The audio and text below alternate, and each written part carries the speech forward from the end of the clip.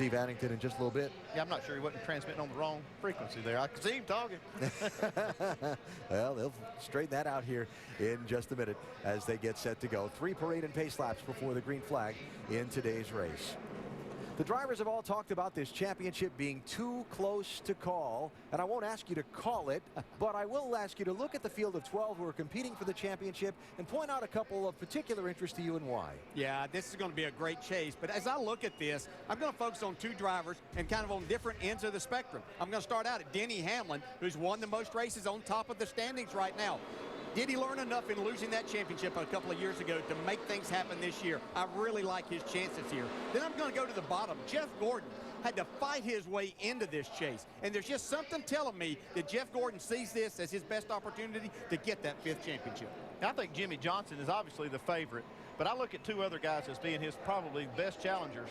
That 2-car, Brad Keselowski, I'm going to be watching him. This team has a lot going for it right now. They got a lot of speed. They got a great communication between the crew chief and driver, Paul Wolf and Brad Keselowski. I think that's a team to watch to win this thing. And also, Dale Earnhardt Jr. He's had an incredibly consistent year. This might be his best shot to have a chance to win this championship, and I really like the relationship that he has with his crew chief, Steve Letarte. You see Junior dropping to the back of the pack, and engine change after qualifying by NASCAR rule. You'll start at the tail end of the field. He gives up 4th starting spot and comes from the back of the pack. Several of our ESPN high-definition onboard cameras are riding with chase drivers today, including Brad Keselowski, who's got the Dodge on board. Yes, the track's going to get wide here pretty quick, Joe. Keep me posted, please. Absolutely. It's still nice and dark from yesterday's race. Obviously, no rain helps that, but... Danica Patrick is carrying our GoDaddy onboard camera today. How are you? Good? I'm ready. I said, are you good? Oh, yeah. Ready. Everybody's ready. Denny Hamlin, the fresh from Florida Gulf Seafood on board. Tony Stewart, just heard from, got our Coca-Cola on board today. Clint Boyer with a 5-hour energy on board, the Richmond winner last week. There's Jeff Gordon, the 4-time champ, with the Sprint on board. 5-time champ Jimmy Johnson starting on pole with the Lowe's onboard camera, and Dale Earnhardt Jr. back of the field right now in the Chevy onboard camera.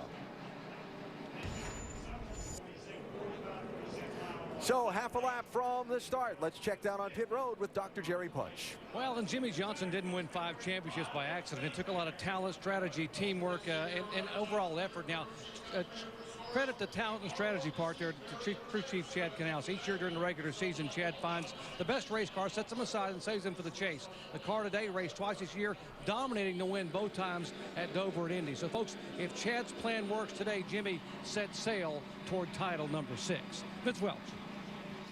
Matt Kenseth is a former series champion. He won the Daytona 500, and he's been top 3 in points most of the season. But crew chief Jimmy Finnick has been searching for the setup throughout much of this weekend. They believe they found it, and they're happy with the car they have coming into the race. They've been good on the 1.5 this season. Kenseth hopes he's great today. Alan?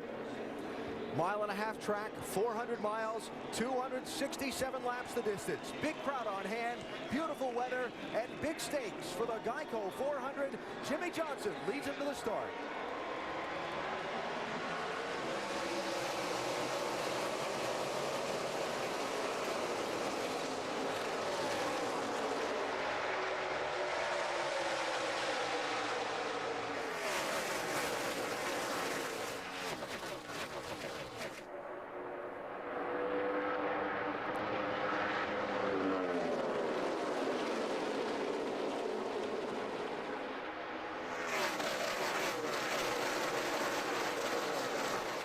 Almirola, one of those drivers with no other task today than win, leads lap number 1 in Richard Petty's 43. I'm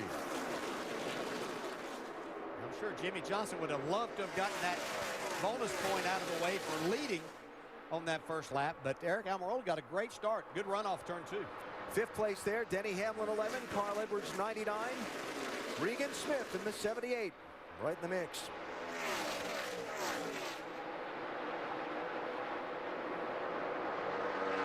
Looks like it took a lap or so for Jimmy's car to come in. Looks like he's starting to reel in Almirola. Here's Clint Boyer, 15, taking a look down low. Boyer's running 8th, trying to get 7th. Yeah, a lot of people talked about this 15 car in practice on Friday afternoon in the longer runs. He was very, very strong. Of course, last week's winner at Richmond. And for the lead. Remember, by rule in NASCAR, when you lead a lap, any lap during the race, you're credited with 1 bonus point toward the championship one time during the race. If you lead the most total laps in the race, you get another bonus point toward the championship. He hasn't done it yet because he's got to do it at the start-finish line. That's the most important thing. Yeah, that's the only place it counts. I think he's going to get him here. Bold prediction on my part, huh? Might not. Let's see. Yeah, he's got him cleared. And new leader, 48. Jamie McMurray really working that high lane in that one car in these opening couple of laps. Now, of course, he goes to the bottom, but we saw him on the first lap 3 wide out there. Yeah, I saw him in practice be up pretty high in practice. And we did a lot of these drivers in cars. That's what I love about this racetrack. We heard Tony Stewart talking about just how wide the racing surface or the racing groove is, and that's what I love about this place. You can race all over it.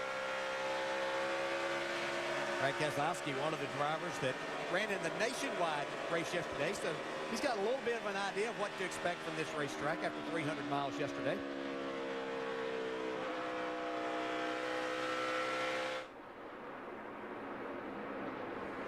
Now the race for second is Casey Kane. Creeps in on the back bumper of Aric Almirola and looks to the bottom side. Kane in the 5. People talking about who could possibly win this. A lot of people think Casey Kane, Kenny Francis with this 5 car, if they can have some consistency about them for these 10 races, Andy, they might be a threat for the championship. Yeah, they've shown tremendous speed at different times this year. This kind of track, too, plays into their favor. I think this is one of Casey Kane's favorite style of racetracks, these mile-and-a-halves. And there are 5 of the 10 races in the chase that are on mile-and-a-half speedways. All a little bit different. All just got their own characteristics, but still that similar high-speed, high-momentum configuration that Kane just seems to love and thrive on so much. Yeah, I'll be surprised if we don't see Casey Kane working the top side of this racetrack when these tires get some laps on him. And that's one of the things he's really good at. He can work that high lane just about as good as anybody. I know he's working the bottom right now. Not much choice right now. Aric Almirola's not giving him any other options. New crew chief this week for Almirola in the 43, Richard Petty Motorsports, after Marcus Ambrose did not make the chase, swapping its entire crews between its drivers. So now calling the shots for this 43, our veteran crew chief Todd Parrott, a man who's had great success in this sport in the past, particularly with the man standing to my right, Dale Jarrett. And right there's Ambrose in the 9 car. That's the other team that they swapped. They're both in the top 15, 16 right now. 18, Kyle Busch, trying to work his way forward, as is Jeff Gordon in the 24. That is 13th place he just took from Jamie McMurray. Yeah, this is another driver that a lot of people were talking about on Friday in longer runs. Once again, this 24 car seemed to be one of the top 5 that everyone was looking at.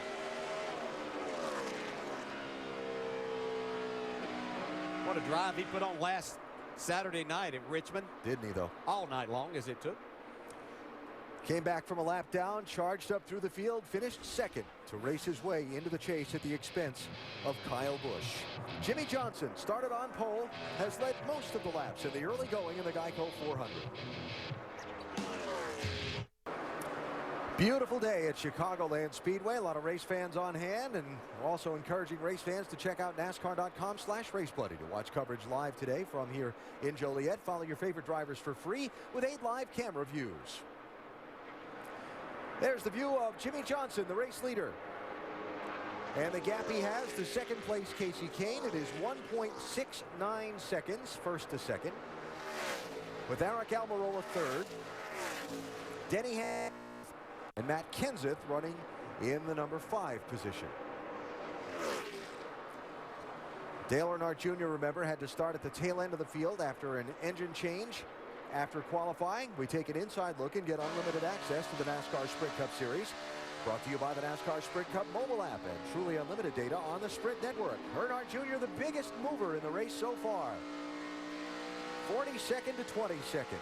Get unlimited access to NASCAR with live in-car audio and real-time stats on the NASCAR Sprint Cup mobile app, only from Sprint. Get the app and learn more about Sprint's truly unlimited data plan at sprint.com/speed.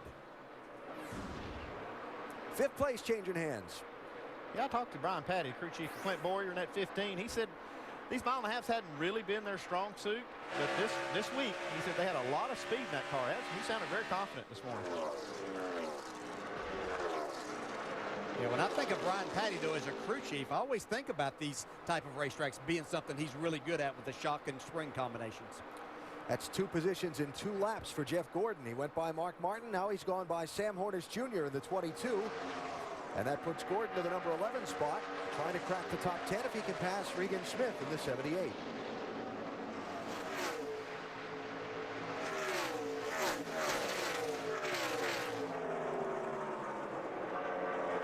Jeff talking about on Countdown when Dave Burns interviewed him about what that drive at Richmond did into the chase for he and his team a week ago.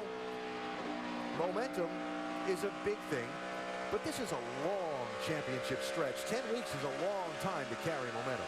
Yeah, there's one thing about that. It was incredible what they did the last few races to get in. You see a pass here now. Looks like Keselowski is going to move past Matt Kenseth. We talk about what he did, what Jeff Gordon did to get into the chase. I'm not sure it didn't take a little bit out of him. It's almost like you got to take a breath after something like that. So I'm kind of watching to see if this team can maintain that intensity level over the next few weeks. Yeah, and you talk about momentum. And I would have to say that all 12 drivers and teams feel like they have momentum. They're in the chase. They worked hard for those 26 weeks to get themselves in that position. So don't know that that's anything to advantage. But I think that Jeff Gordon saw something in his race team that made him really feel like, okay, now we do have an opportunity. We have the team that can handle this 10 race stretch. Carl Edwards, 99, running in 9th spot with Smith and Gordon in close pursuit. We continue to watch Dale Earnhardt Jr. track forward through the field. Looks like he's got a pretty sporty race car in the early going, Vince.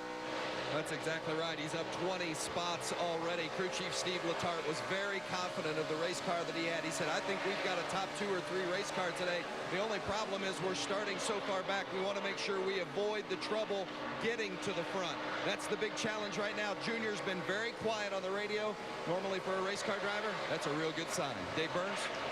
Well, not quiet has been Martin Truex Jr. He's going the opposite direction of Dale Earnhardt Jr. Truex started 16th. He's fallen all the way back to 23rd. It started out by just chattering the fronts. As you see, that second place battle right now, and Almirola is going to get it back. But for Martin Truex Jr., it's just been plowing. Martin said it doesn't feel any different, like it's on the splitter, but it must be. And after looking at the lap times, crew chief Chad Johnston feels the same. They're going to have some major work to do on the 56 the first time they come down pit road. Now, when they feel that chatter in the front tires, it can be that splitter just taking the load off of the front end.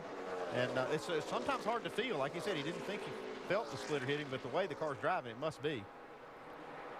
So Truex slipping back in the opening segment of the race while Earnhardt Jr. and Jeff Gordon both go forward. Jimmy Johnson started on pole. 11 chase races have been won from first, 6 of them by Jimmy Johnson. He's in pursuit of a 7th today. Driver counts on Goodyear tires. Goodyear, the official tire of NASCAR.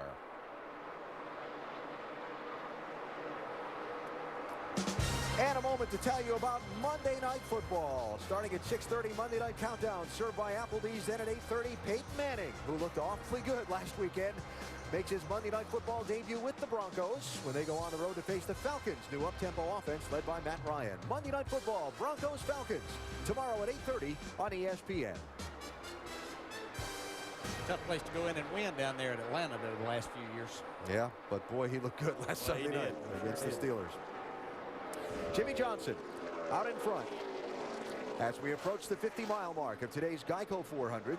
He's got 2.6 seconds over a back-and-forth race for second place. Casey Kane and Eric Almirola kind of keep swapping that second spot back and forth, but Kane has moved away from Almirola by a couple of car lengths in the last couple of laps. Change for fourth place as Brad Keselowski has slipped past Denny Hamlin. And Denny kicked back to the number 5 position. That 2 car's catching these top 3 pretty quick, too. Last few laps, he's been quicker than all 3 of them. Leader into the tail end of the field and putting some cars a lap down, including Danica Patrick, about to go a lap down to Johnson. Danica running in 35th, Dave. And Alan, this wasn't supposed to be the way it would be for Danica. In her mock qualifying run on Friday, she was 18th on the board. Greg Zipadelli, the crew chief, told me that during qualifying, however, the car was so loose, that's why she ended up 41st. So those buffer of cars they were hoping they'd have on this early run were not there, and they kind of expected to go down a lap early. The car's loose now as well. So Patrick now the first car 1 lap down. If the caution comes out, she'd get the free pass and come back around. It's a little bit before leader Jimmie Johnson will catch the next car in line. Pretty solid in the opening run here for Clint Bowyer, and that 15 car keeps moving forward.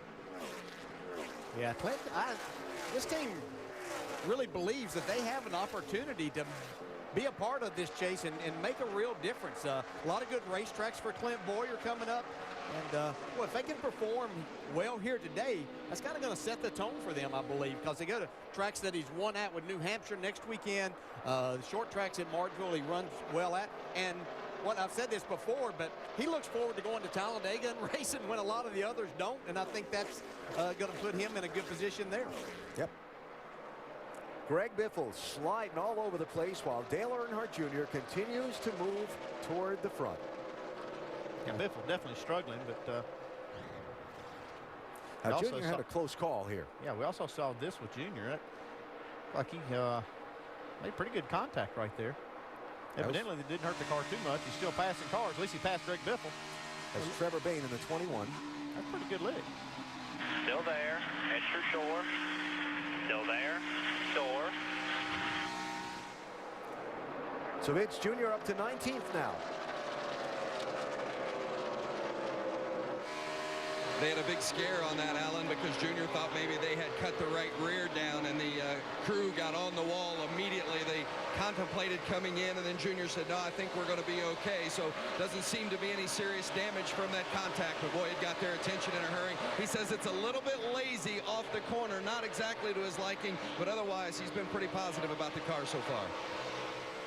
Isn't that a word we heard him use last Saturday night at Richmond, too, talking about his car? As third position changes hands. Brad Keselowski moving forward. Caution free so far. First round of pit stops will be coming soon. So we'll take a break and come back to be here for the action on the pit lane. The Geico 400 being led by Jimmie Johnson.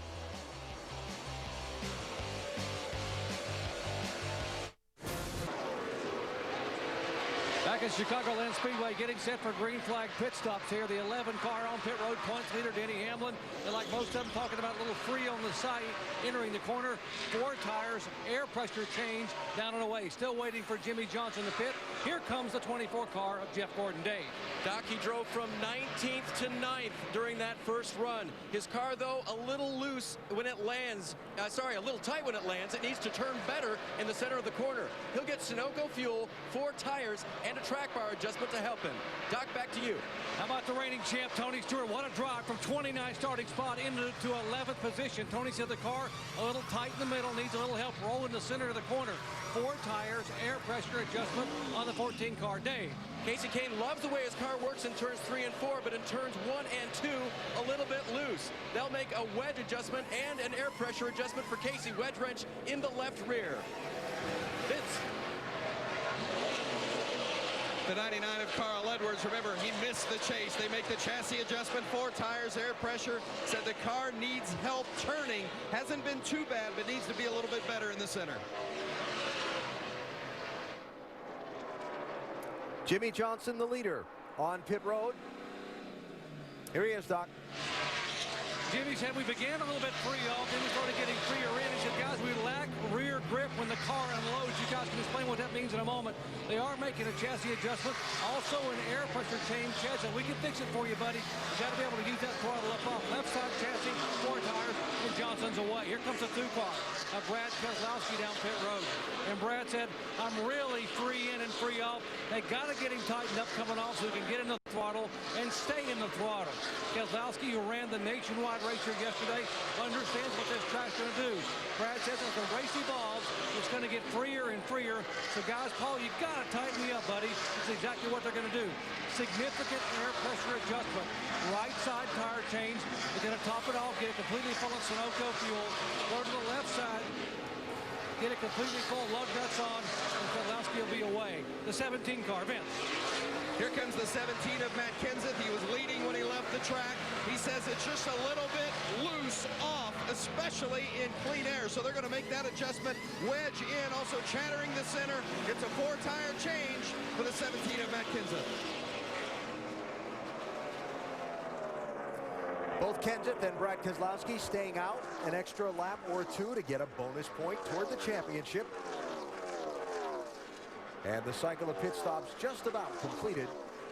And it's going to be Jimmy Johnson going back to the lead with Casey Kane running in second, just like it was before the stops.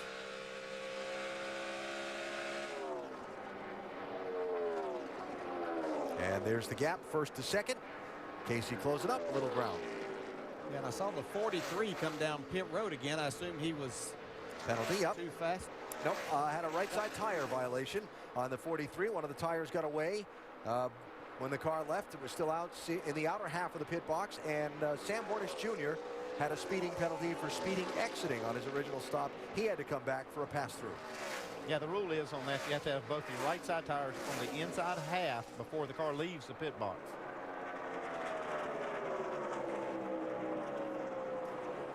Speedy car, speedy work by the pit crew.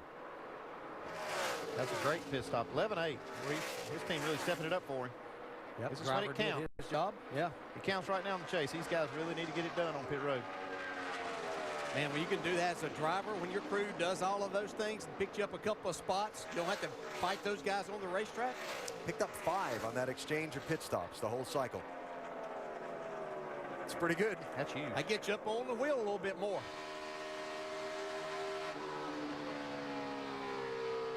Now watch how much Junior's head is bouncing around here. A couple things we haven't talked about this racetrack.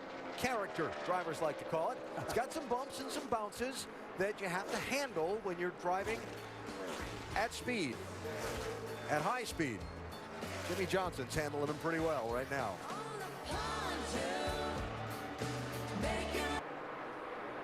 The NASCAR Sprint Cup Series Geico 400 at Chicagoland Speedway in Joliet, Illinois. Make sure to go to NASCAR.com for all your latest NASCAR information. Not quite 100 miles into this 400-mile race, race number 1 in the chase for the NASCAR Sprint Cup. NASCAR.com/RaceBuddy has coverage live from Chicagoland Speedway today. You can follow your favorite drivers for free with 8 live camera views. Like that one from Jimmy Johnson's car. Dominant driver in the race so far. Jimmy's led most of the laps. Brad Keselowski, one of the leaders during that last exchange of pit stops, making up some ground now, lost on the round of pit stops. Looked like they had a little hiccup on the left side. I think the left rear tire changer left the lug nut hanging, couldn't get the tire off immediately, and it cost him some time and spots, but looks like Brad's making them up quickly.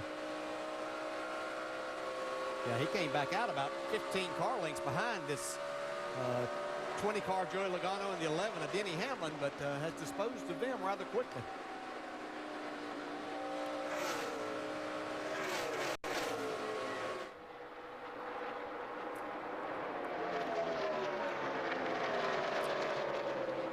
Travis Kvapil had a little trouble on his pit stop that extended back out onto the racetrack and came back around to pit road with him. Had a little passenger on the left side, didn't he? Looks like the jack got hung on the jack stop. It's amazing that thing made it all the way back to pit road without coming loose, causing a caution flag, but it did. It made it all the way back. Would you call that the violation of NASCAR's removing equipment from the box rule? Well, they brought it back. Still removed it. Tony Stewart mentioned during the call of his pit stop by Dr. Jerry Punch, really on the charge in the opening segment of this race. Yeah, and I watched him enter pit road too. He was completely sideways. He came off of turn 4. I was wondering if he was going to get it slowed down in time to get inside the cone. He actually did all of that, so that all worked to his advantage and trying to drive himself up into the top 10. Battling Regan Smith here for the 11th spot right now.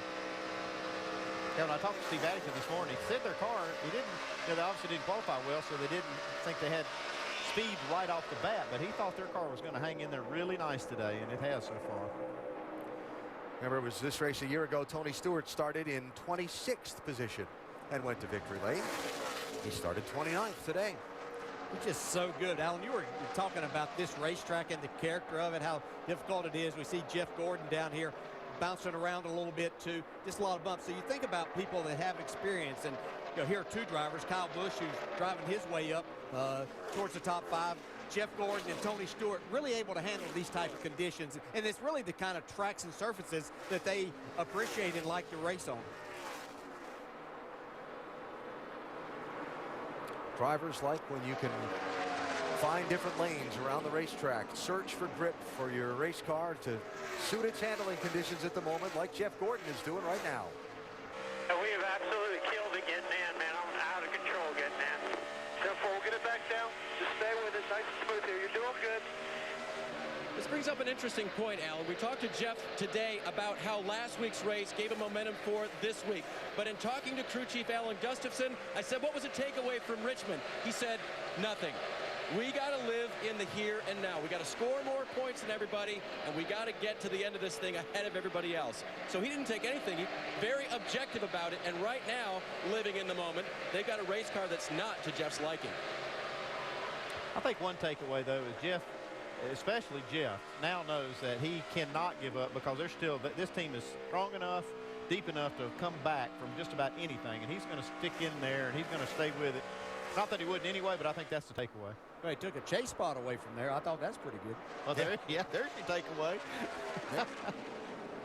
So Jeff Gordon, good in the first segment of the race, struggling a little bit since the pit stop, struggling all race long so far. Martin Truex Jr. in the 56 car. He's back in 20th spot right now. And Dave, they have not made a whole lot of progress. Well, 3 places, Alan, so relatively speaking, not a lot, but he's going the right direction. They only lost 1 spot with myriad changes on that pit stop, but he did say the car is a lot better this run for Martin.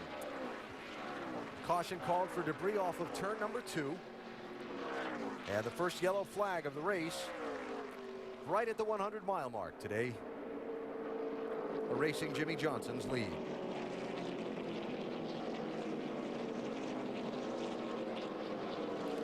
So all of those guys who need to work on their cars and find some speed.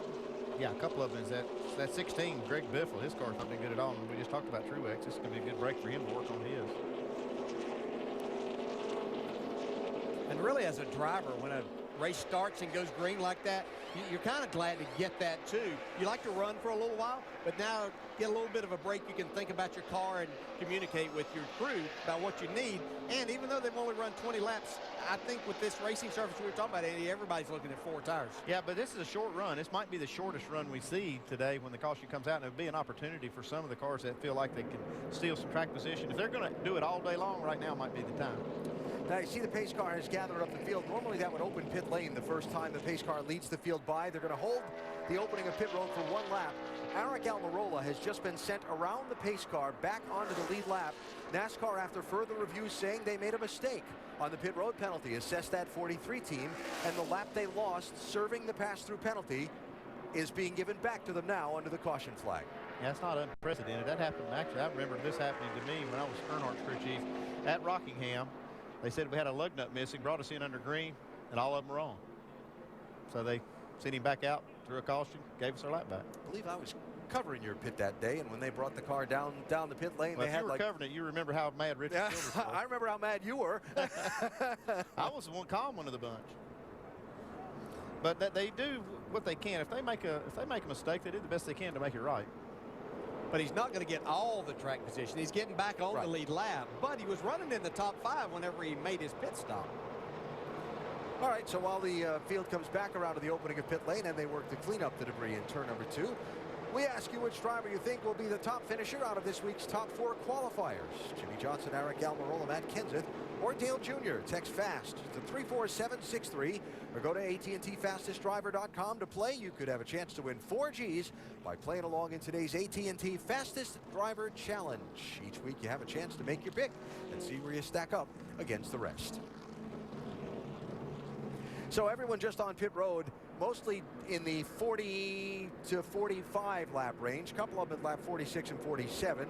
Now we're at lap 67, 20 laps later. Little strategy session coming up. Well, it's just like I said, maybe somebody will try to steal some track position. I like 4 tires if I'm one of the top 3 or 4 or 5 guys. But there'll be some people back in the pack. I mean, I'm looking at like Carl Edwards, Newman, even Harvick. Maybe some of those guys will use this as an opportunity to steal some track position. If they're ever going to do it, this is the best time.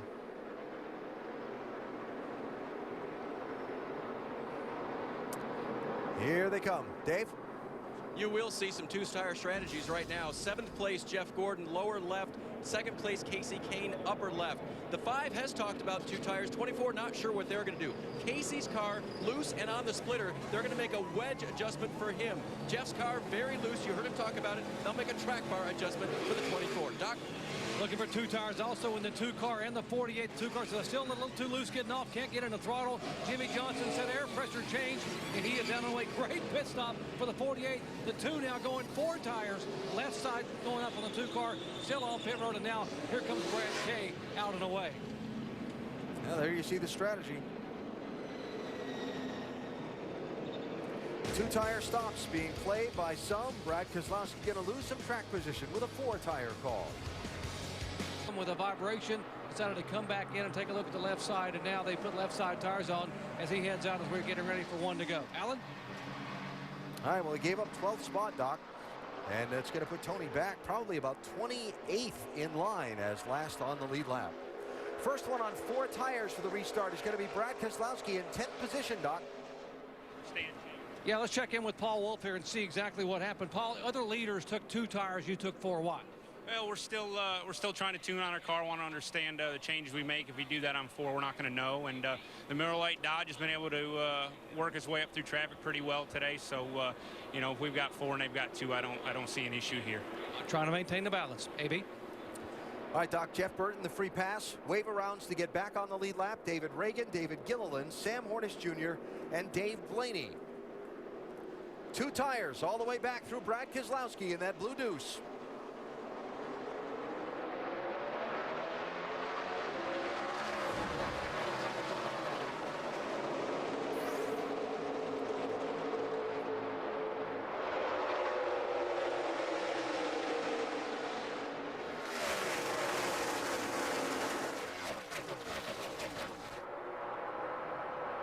Casey Kane inside of Jimmy Johnson for the race lead.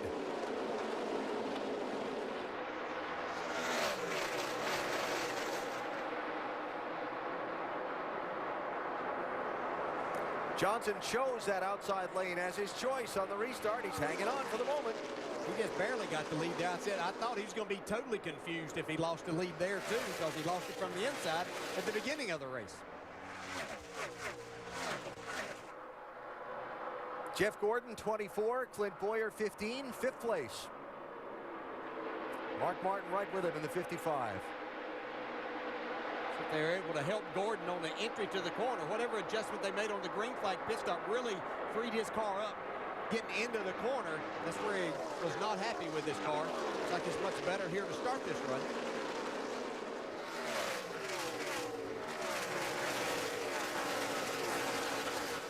Dale Earnhardt Jr., 88. Kyle Busch, 18. That's 8th and 9th places. And up front, Casey Kane still trying to find a way to use that low lane to get around Jimmy Johnson.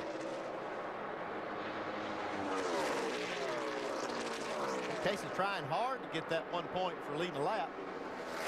He's not willing to give it up. Well, there used to be a day whenever we got down inside this that teammates would let somebody lead to get that. But I think that as close as this is and those points, and seeing how last year's championship finished out with a tie as far as the points go, I'm sure we'll see much of that. Yeah, I think Jimmy knows he's got to race this 5 car all the way to the end. Don't give him a point now. All 4 Hendrick cars in the chase, all 4 in the top 10 in the race.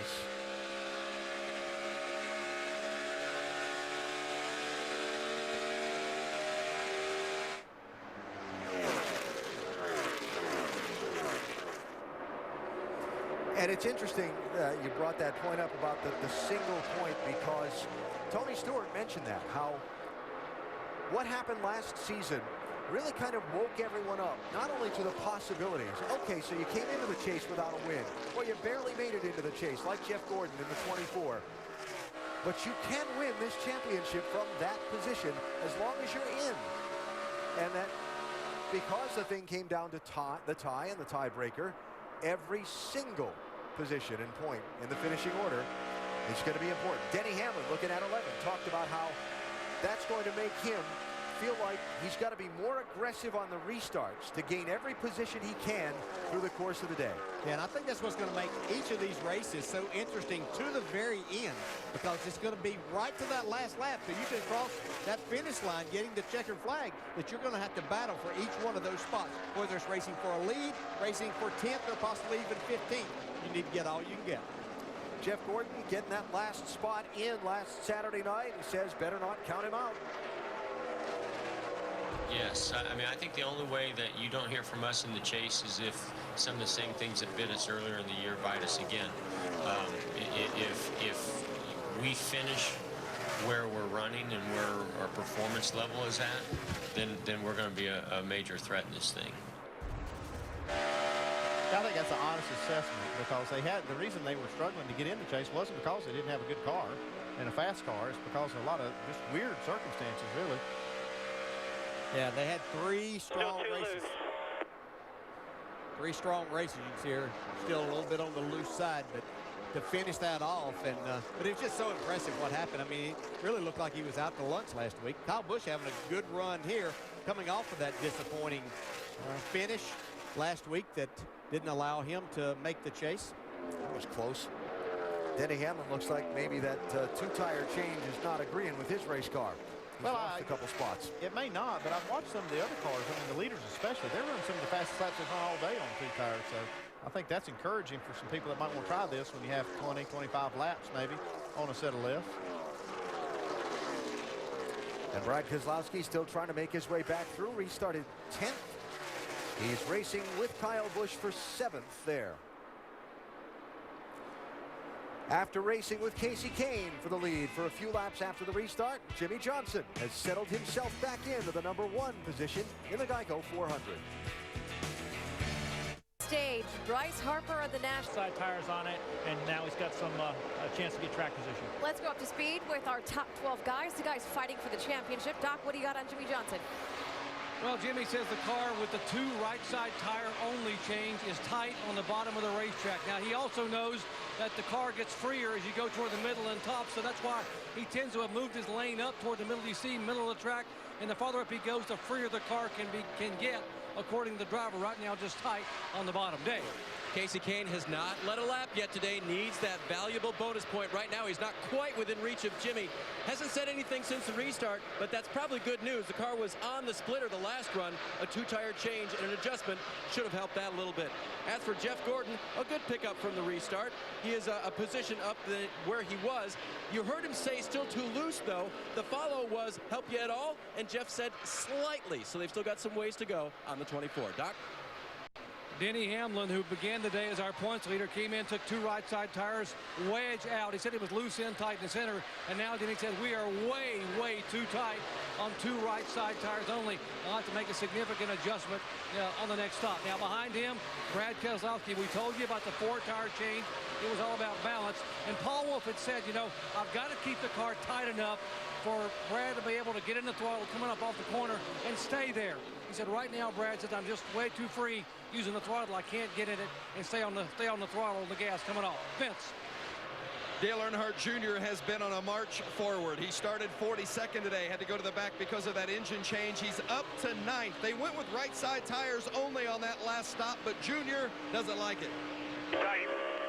2 tires and tight to begin with. Ain't gonna work out, buddy. Therefore, tight.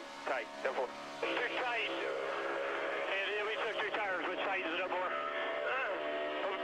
Just think about it. Freed it up some, not enough. Go ahead and close your white switch, see if it helps the turn a little.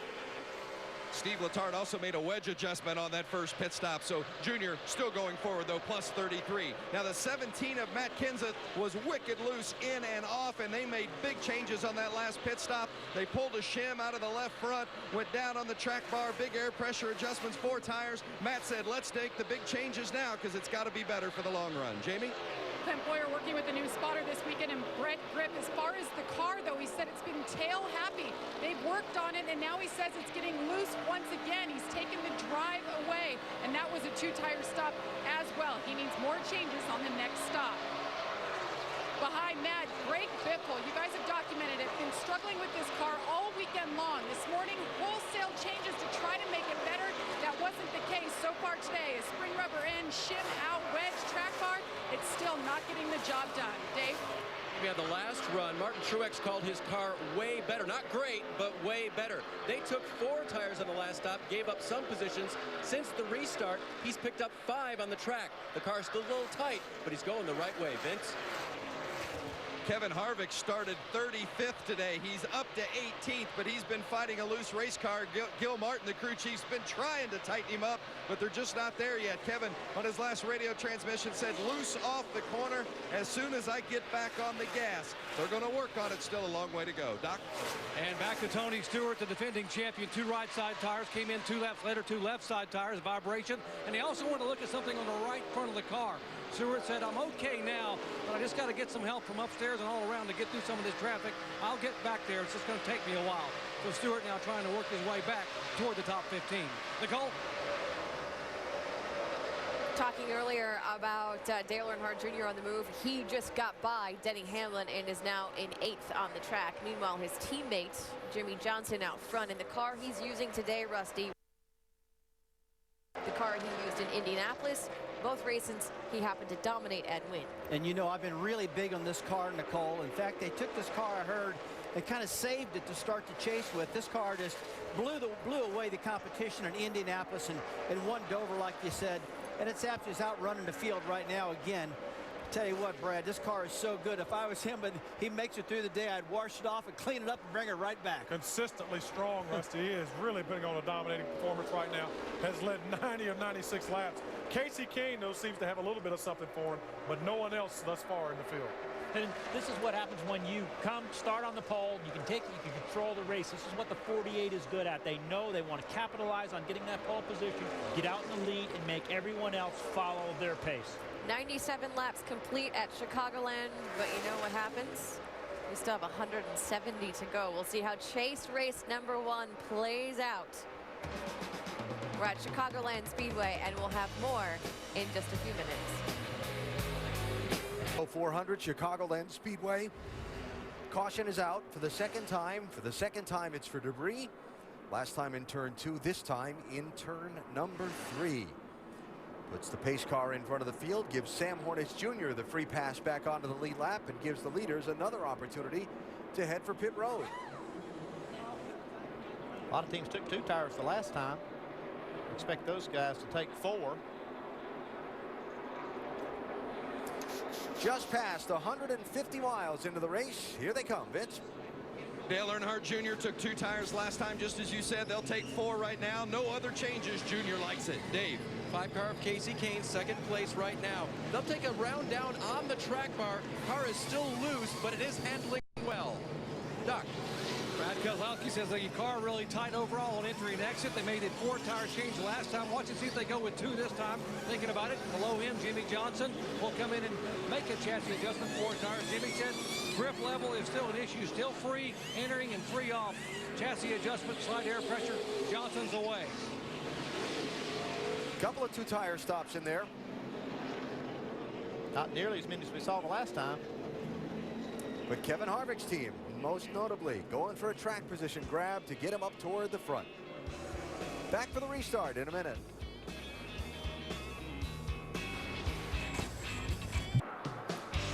Aerial coverage provided by Goodyear from pit lane to victory lane. Every NASCAR driver counts on Goodyear tires. Goodyear, the official tire of NASCAR.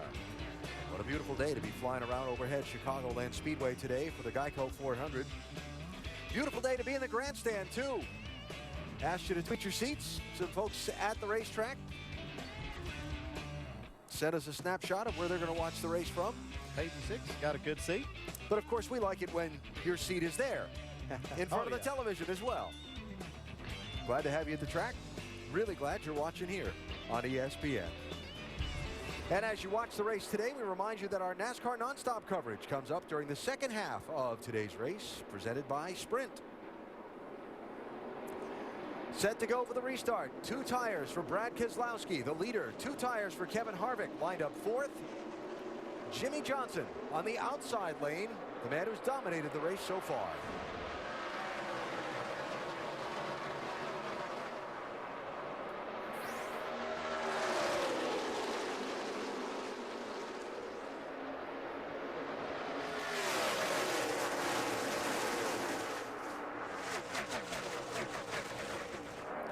Also 2 tires for Kurt Busch in that red 51 car up into the lead pack, as Keselowski clears Johnson and hangs on to that #1 spot. So I heard Paul Wolf say he didn't want to put 2 tires on the last time because he wanted to see what the adjustments were doing to the car. This time he's decided to experiment a little bit to see how it works out. So far, so good. Well, they know what their adjustments did. Now they want to see what 2 tires is going to do for later in this day. Tony Stewart, 14.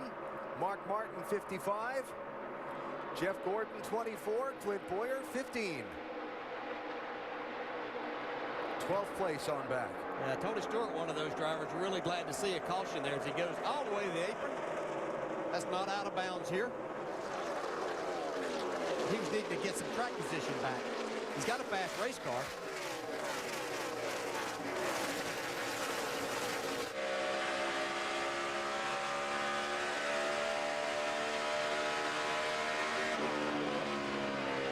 With Jeff Gordon, he was needing to make some adjustments on his car. He started to fall back a little bit. Still was fighting a very loose condition.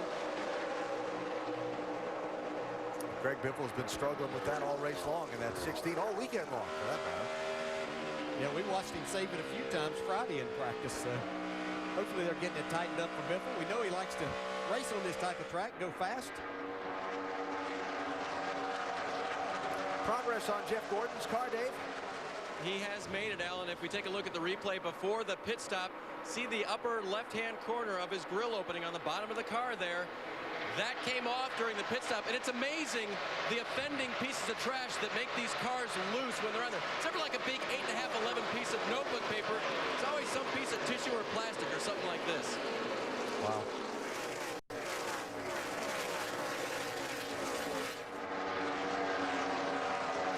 Well, Jeff running in 11th place at the moment, with Greg Biffle right behind him in 12th position. How about some progress, a progress update on that 16 car, Jamie? Well, a little bit, Alan, going in the right direction toward the end of the last run. He said it's actually better. Greg making all the calls from the seat, telling him exactly what changes he wants. On the last stop, he said, let's tighten it up and see what happens. 2 rounds down on the track bar and tires was it. He's going to see if this will help that loose car he's been fighting all day. All right, Jamie, thanks. Denny Hamlin, Kevin Harvick, 11 and 29. Remember, Harvick restarted 4th. He just gave up 6th to Hamlin. Yeah, I'm going to watch this 29 throughout this run. He'd been struggling before, and I know what they were trying to do is get some better air with this race car, but it didn't seem like the car was driving very good before then. Put 2 tires on a car that's already ill handling can make it a handful.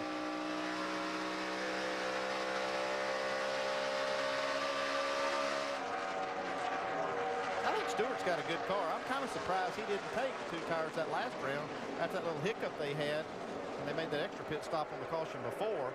I think he thinks he's got a good enough car that if they keep 4 tires on it all day, he can drive it to the front.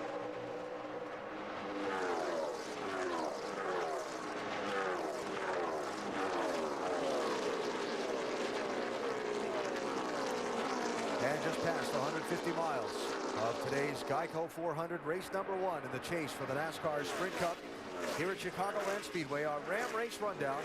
Brad Keselowski the leader after taking just right side tires on his last pit stop with that car right behind him. Jimmy Johnson in the 48 has done most of the leading so far in this race. Dale Earnhardt Jr. started at the back of the field.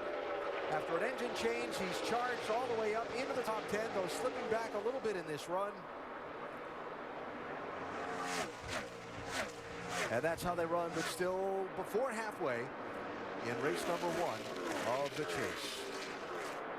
So Keselowski hanging on to that top spot over Johnson for now, Doc. Exactly. They just told Brad, they said, you're better than Jimmy Johnson in 1 and 2, but he's better than you in 3 and 4. And Brad said, well, help me out. Tell me what he's doing. Let's listen into the radio. Seems like 1 and 2, you're stronger than the 48. He's a little stronger 3 and 4. Maintaining equal distance. I mean, let me know when he stops on in the middle lane. And 4, still on the bottom. And so what they're telling Brad to do, they say, and Jimmy basically is arcing it in later in 3 than he is. And when he arcs it in later, he's beating you, and that's where you're losing time. So Brad is listening to the spotter, watching what Jimmy Johnson is doing in his mirror, and trying to learn. Guys? Yeah, you think that'd be easy to fix, be able to arc, just go ahead and change your line to arc it in the corner a little bit more. But it's not that easy. Most of the time, you have a car that won't be able to do that without spinning out. In other words, it's not tight enough into the corner to be able to arc it in. So I think that's one thing Chad and Jimmy have done a good job of, is getting their car where it'll arc in the corner and still be free enough through the center of the corner.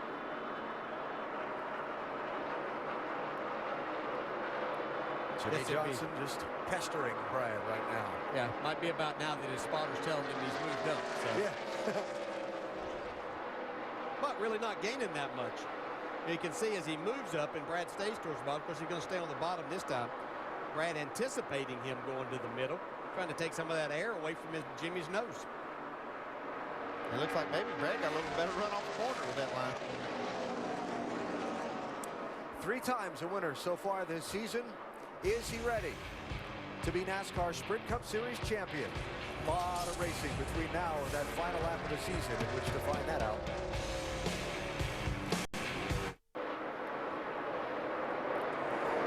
There's the race to the lead in the Geico 400 at Chicagoland Speedway. Brad Keselowski easing away just a little bit from Jimmy Johnson, the number 2 driver.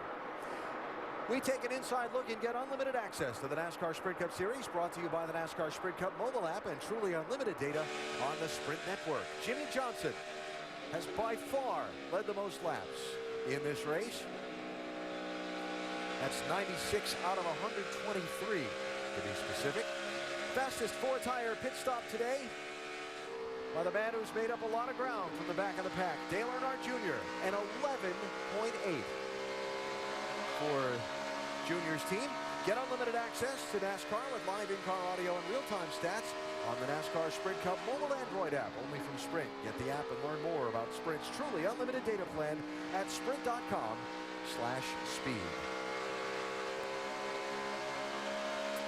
Junior slipping back a little bit in this latest run of the race. Yeah, he made a pit stop, lost quite a few spots on that, like 5 spots, and then went backwards from there. He's starting to actually work his way back up. Now, moving well. 2 guys not in the chase, running in 3rd, check that, in 4th and 5th positions at the moment. Both driving for Joe Gibbs Racing. Joey Logano, 20, Kyle Busch, 18. Yeah, both running very well in front of their teammate that is in the chase, Denny Hamlin, which could be a good thing if they'll share anything that they're doing with Denny Hamlin, or it could be a detriment. That's 2 spots that Denny Hamlin and 2 points that he could use during this, but still a long way to go. But these 2 cars of Logano and Kyle Busch have been very strong all day long. After what happened last Saturday night in Richmond, and the comments made afterward with crew chief Dave Rogers for Kyle Busch saying he messed it up, it was his fault. Can this team regroup and contend and win races for the rest of this season and effectively go forward? Well, anytime you got Kyle Busch behind the wheel, you got a chance to win. I think they'll at least be in contention to win some races and possibly win a few. I don't think they're done. How about the 18, Dave? Well, for crew chief Dave Rogers, it was tough, Alan. You just really started it off there. I asked him how he recovered this weekend, what he said to the team. He said, I talked to folks individually, but on Wednesday, I got everybody together. And I told them, listen, I made a mistake. Does anybody have anything they want to air out right now? He said they looked at me like I was crazy and said, no, we didn't lose our chase race at the Richmond race. We had other problems during the year. So they didn't lay it all on Dave right there, even though he admits the mistake.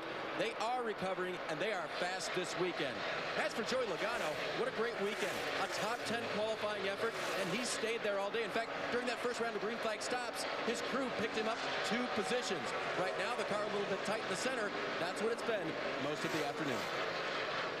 Hey, Andy, I'll have to say, you as a former crew chief, Ray down in the pit studio, y'all you're in the tough spot. You have to make decisions and calls and do it quickly sometimes, but you probably far outweighed in making the good calls versus some of those that you regretted later on, and that's just going to happen. Yeah, but you got to own every one of them. That's right. And it is tough, but when we all sit down, you're the guy that raised your hand and say, I want to be the guy making the calls. I want to be the crew chief, and that's just the way it goes. We talked about Dale Earnhardt Jr. losing a couple spots on pit road and then struggling a little bit since the restart. Vince? You know, it's interesting, though, he has not complained about the race car at all. In fact, prior to that last pit stop, he said it's really pretty good. He's had a moment or two when he got up out of the groove, but still no major concerns or complaints for the 88 of Dale Jr. They put 4 tires on it, didn't make any changes that last stop. Now, the 29, the same cannot be said. Kevin Harvick, they have been battling loose all day. They went with 2 tires on that last stop with a wedge adjustment also, and Kevin says that was not the answer. It is as loose as it has been all day long. Harvick, 15th. He's got his hands full right now. Vince, thanks. Up front, closing up. While Junior and Greg Biffle race for 13th spot with Kevin Harvick right there. Yeah, and I know this is not the day Greg Biffle was looking to get this chase started. He was very confident coming that they had cars and a team that was going to come here and challenge to win and put themselves in first and take the chase from there. And this kind of racetrack has been a strong suit for that team this year. One at Texas Motor Speedway, 1.5 miles. One at Michigan Speedway, a 2-mile, very fast track. But so far today, Biffle has struggled in that 16 car.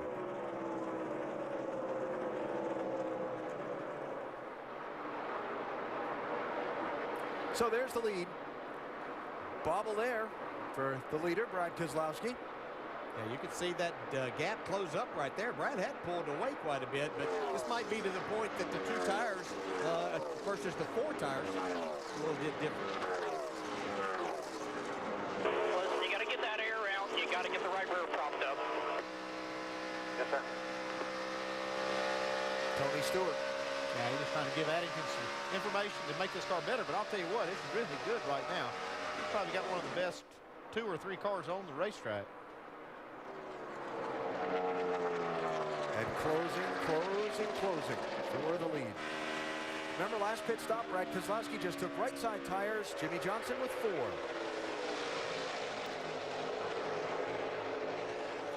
Putting TJ Bell another lap down there in the 32 car. 7th place here. Jeff Gordon by Denny Hamlin. We have just crossed halfway in today's Geico 400. That means it's time for us to go NASCAR nonstop. Presented by Sprint.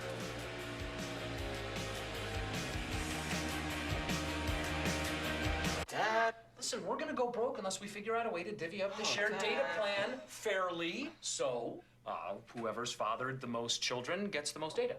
Let's just do it by hair. Body hair? Most dental work. What? Stop downloading and stop liking everything. It should be by who has the least amount of cartilage in their left knee. Just want to take a bath. Say no to sharing. Say yes to Sprint. With truly unlimited data, text, and calling. Yesterday, Bradley put peak motor oil into his car. And today, his car has been transformed into an example of improved engine performance and fuel efficiency, saving him money on gas. Change your motor oil to Peak for peak performance. This car is money. Change your oil, save on gas. When you peak, you win. Nobody does what Papa John's does. It's Papa John's Buffalo Chicken Pizza. Get a large for only $10. Or for just $2 more, get any large pizza, even specialties. Plus, earn free pizza fast with Papa Rewards when you enroll and order at papajohns.com. Start with a simple idea. Think, drink coffee, design something totally original. Do it again. That's good. Call in the engineers, call in the car guys, call in the nerds. Build a prototype, mold it, shape it, love it. Give it a starting price under 16 grand. Uh-oh, the finance guys. You can't do that. Kick out the finance guys. Take it to the track. Tweak, tweak, tweak, stop. Take it to the car shows, call the critics, win some awards. Making a groundbreaking car. It's that easy. Are you sure your car's ready for winter? Because the Reaper is. Prepare your engine with the patented anti-corrosion formula of Prestone Antifreeze. Cheat the death of your car. Prestone it.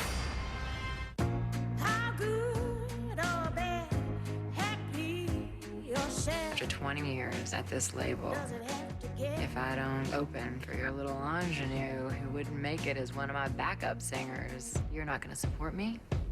All that glitter. I need to know your decision.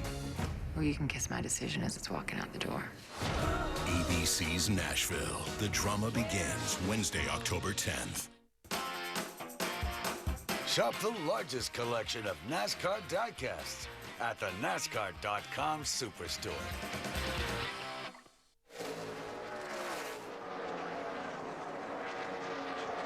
Haven't missed a minute of this great race for the lead. Brad Keselowski finding a way to hold off Jimmy Johnson. Despite Jimmy having fresher left side tires than Brad when they last pitted at lap 102. That's one of the things I love about Brad Keselowski is the way he can hang tough. But things aren't just perfect. He's got 2 tires. Jimmy's got 4. And Jimmy's led most of the laps today, but he's not going to just give it up, lay over and give him the spot. He's going to race him absolutely as hard as he can. No, and smart enough to know that if he gets in the middle of the racetrack there and he gives Jimmy the bottom, Jimmy's car's a little on the free side too. It's going to be very difficult for Jimmy to make that pass on this 2 car. But Brad Keselowski's not only a driver, he's a thinker too, Doc. You're exactly right, DJ. They keep telling Brad where Jimmy is really beating you is turn 3. Said, I won't tell you again, Brad, but he's really getting in turn 3. And Brad said, guys, not much I can do right now. I'm really free in and free off. And by the way, because of taking only 2 right side tires, Brad's got to pit a little bit earlier. They're about a gallon short on getting his fuel, get it full. Doc, thanks leaders all last in, as I said a minute ago, at lap 102. So we're going to start to see them hit pit road very, very shortly. Kurt Busch, one of the guys that took just right side tires on his previous pit stop. Yeah, his car held on very well. Dale Jr. just had gotten by him, so Kurt Busch is a pretty good handling race car. Yeah, short pit here is not a bad move strategy-wise either. Pretty fascinating to watch. You were talking about that line that Brad chose, the different line, and giving Jimmy the bottom. And how these drivers adapt to conditions and circumstances and their competition over the course of a long afternoon of racing.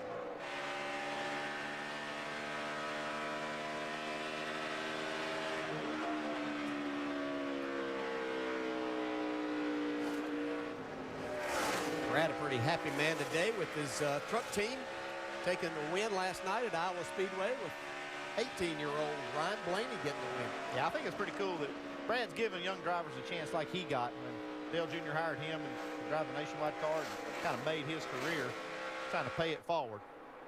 See right there, just the difficulty Jimmy Johnson has in trying to complete the pass. He drives it in a little bit further, has a little bit more grip right there to start with, but not able to get off the corner. Mark Martin's in, Doc. Already changed right side tires. They'll change left side tires. Mark's in the car. Still a bit loose. Still a bit of a handle. That we're going to go down on the track bar. He's down and away. And we've also seen Jamie McMurray on and off pit road early in this cycle of pit stops. something to watch for here. Getting onto this pit road under green flag conditions can be a handful for these drivers behind the wheel. Vince? The 78 of Regan Smith, it is just wicked loose off. Air pressure adjustment, 4 tires, hoping he gets better with that air pressure adjustment. Todd Barrier calling the shots. The 88 of Dale Earnhardt Jr. started to go away from him on that run. The rear end too loose. It's an air pressure adjustment, 4 tires. No chassis adjustment at this point for the 88. Just a 4-tire change for Dale Earnhardt Jr.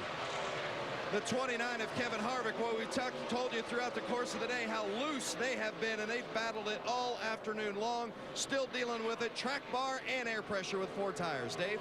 Truex's car still plowing. They make a shock adjustment. They also make put a spring rubber into the right rear to try to get that one to turn. Doc. You heard Tony Stewart say, got to get the air out, guys. Got to get the air out. Got to get the right rear propped up. Although he told him a minute ago, the longer we run, the better this car gets. Stewart comes in after running 6, almost in the top 5. It'll be 4 tires for smoke, air pressure change on the left side. Let's go to Jamie.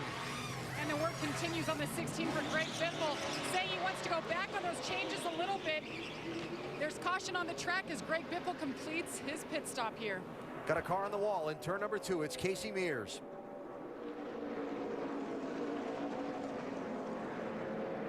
Roll 2, halfway down the back.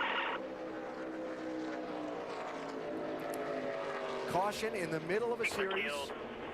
Right front's gone. Probably bent the clip. We go to garage, go straight to garage. Caution in the middle of a series of green flag pit stops.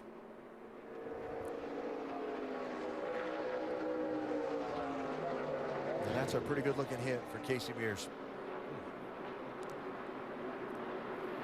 See, already into the wall. You see it here, but boy, you're right now.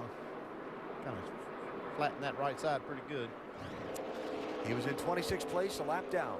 I believe Kyle Busch is going to be the driver that's going to come out of this in the best shape on the lead lap because he made his pit stop. He'll be able to stay out there. Well, he only got 2 tires, though. I was watching to see if they would get 4 while they were in. They only got 2 and got out to stay on the lead lap, so he may want to come back and get those left. I'm sorry, I didn't see that. And I saw him get that, and I was looking to see where the leader was and didn't see him complete that. Yeah, if he could have gotten 4 and gotten out, that would have put him in the catbird seat for sure. But that's still going to be better for him than these other drivers that are going to have to take the wave around for sure.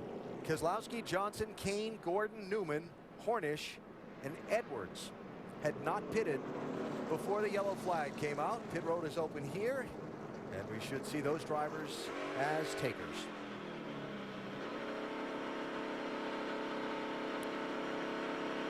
Dave? 4th, Gordon. 3rd, Kane. Jeff Gordon's car right now loose in 1 and 2, tight in the center of 3 and 4. Wasn't sure what he wanted to suggest to crew chief Gustafson, but they will do a wedge adjustment and air pressure. For Casey Kane, it is just a little bit loose in and off right now for him. Doc? And Brad Keselowski said, put the air back in the left rear, Paul. Talking about Paul Wolf, his crew chief, said we're good, but we're a little loose in and loose off. They praised on how well he ran on 2 tires only. Bottom of your screen, 48 car, 4 tires. Jimmy said, guys, you got to tighten me up. That means track bar down, left rear, and he's down and away. And Kyle Busch did come back down the pit lane to get that other set of tires. Yeah, you see he gained a few spots though by only having to get the 2, and Jimmy Johnson gets the lead off pit road. Caution for just the 3rd time in the Geico 400 at Chicagoland Speedway. Nationwide is on your side. I've been saying that for years, but why should you believe it? Well, the Earnhardt family's been trusting Nationwide Insurance for more than 30 years. They protected the Jarrett family for 40 years. And Nationwide Insurance puts members first because they don't have shareholders. In fact, they've been protecting the NASCAR family of drivers, teams, and fans for more than 60 years. Just goes to show you, this is a family business. To join the nation, call 877-NATIONWIDE. Nationwide is on your side. There's something about cars. People connect with them, and we do too. It's why we at Pennzoil tirelessly pursue the latest advances in oil technology. Long, love cars. Not just oil. Pennzoil. Nobody does what Papa John's does. It's Papa John's Buffalo Chicken Pizza. Get a large for only $10. Or for just $2 more, get any large pizza, even specialties. Plus, earn free pizza fast with Papa Rewards when you enroll and order at papajohns.com. Are you sure your car's ready for winter? Because the Reaper is. Prepare your engine with the patented anti-corrosion formula of Prestone Antifreeze. Cheat the death of your car. Prestone it. I've got this friend, big NASCAR fan. Yeah! Totally into it. I say, man, I don't get it. What am I missing here? My buddy says, dude, you have no idea. Come on out to Kansas Speedway and see what you've been missing. Tickets for the Hollywood Casino 400 on October 21st start at $64, and we have more pricing options than ever before. Call 866-460-RACE or visit kansasspeedway.com. 43 seconds remaining in regulation. Call the play and get the first down. What a last 3 minutes this has been. Look out. They have to throw. He will throw. Smith's open. Lobbed into the end zone. Touchdown, Ohio State.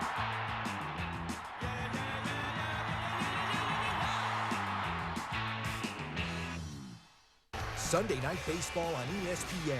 Washington looks to hold off Atlanta in the NL East as the Nats send Cy Young contender Gio Gonzalez against the wild card leading Braves.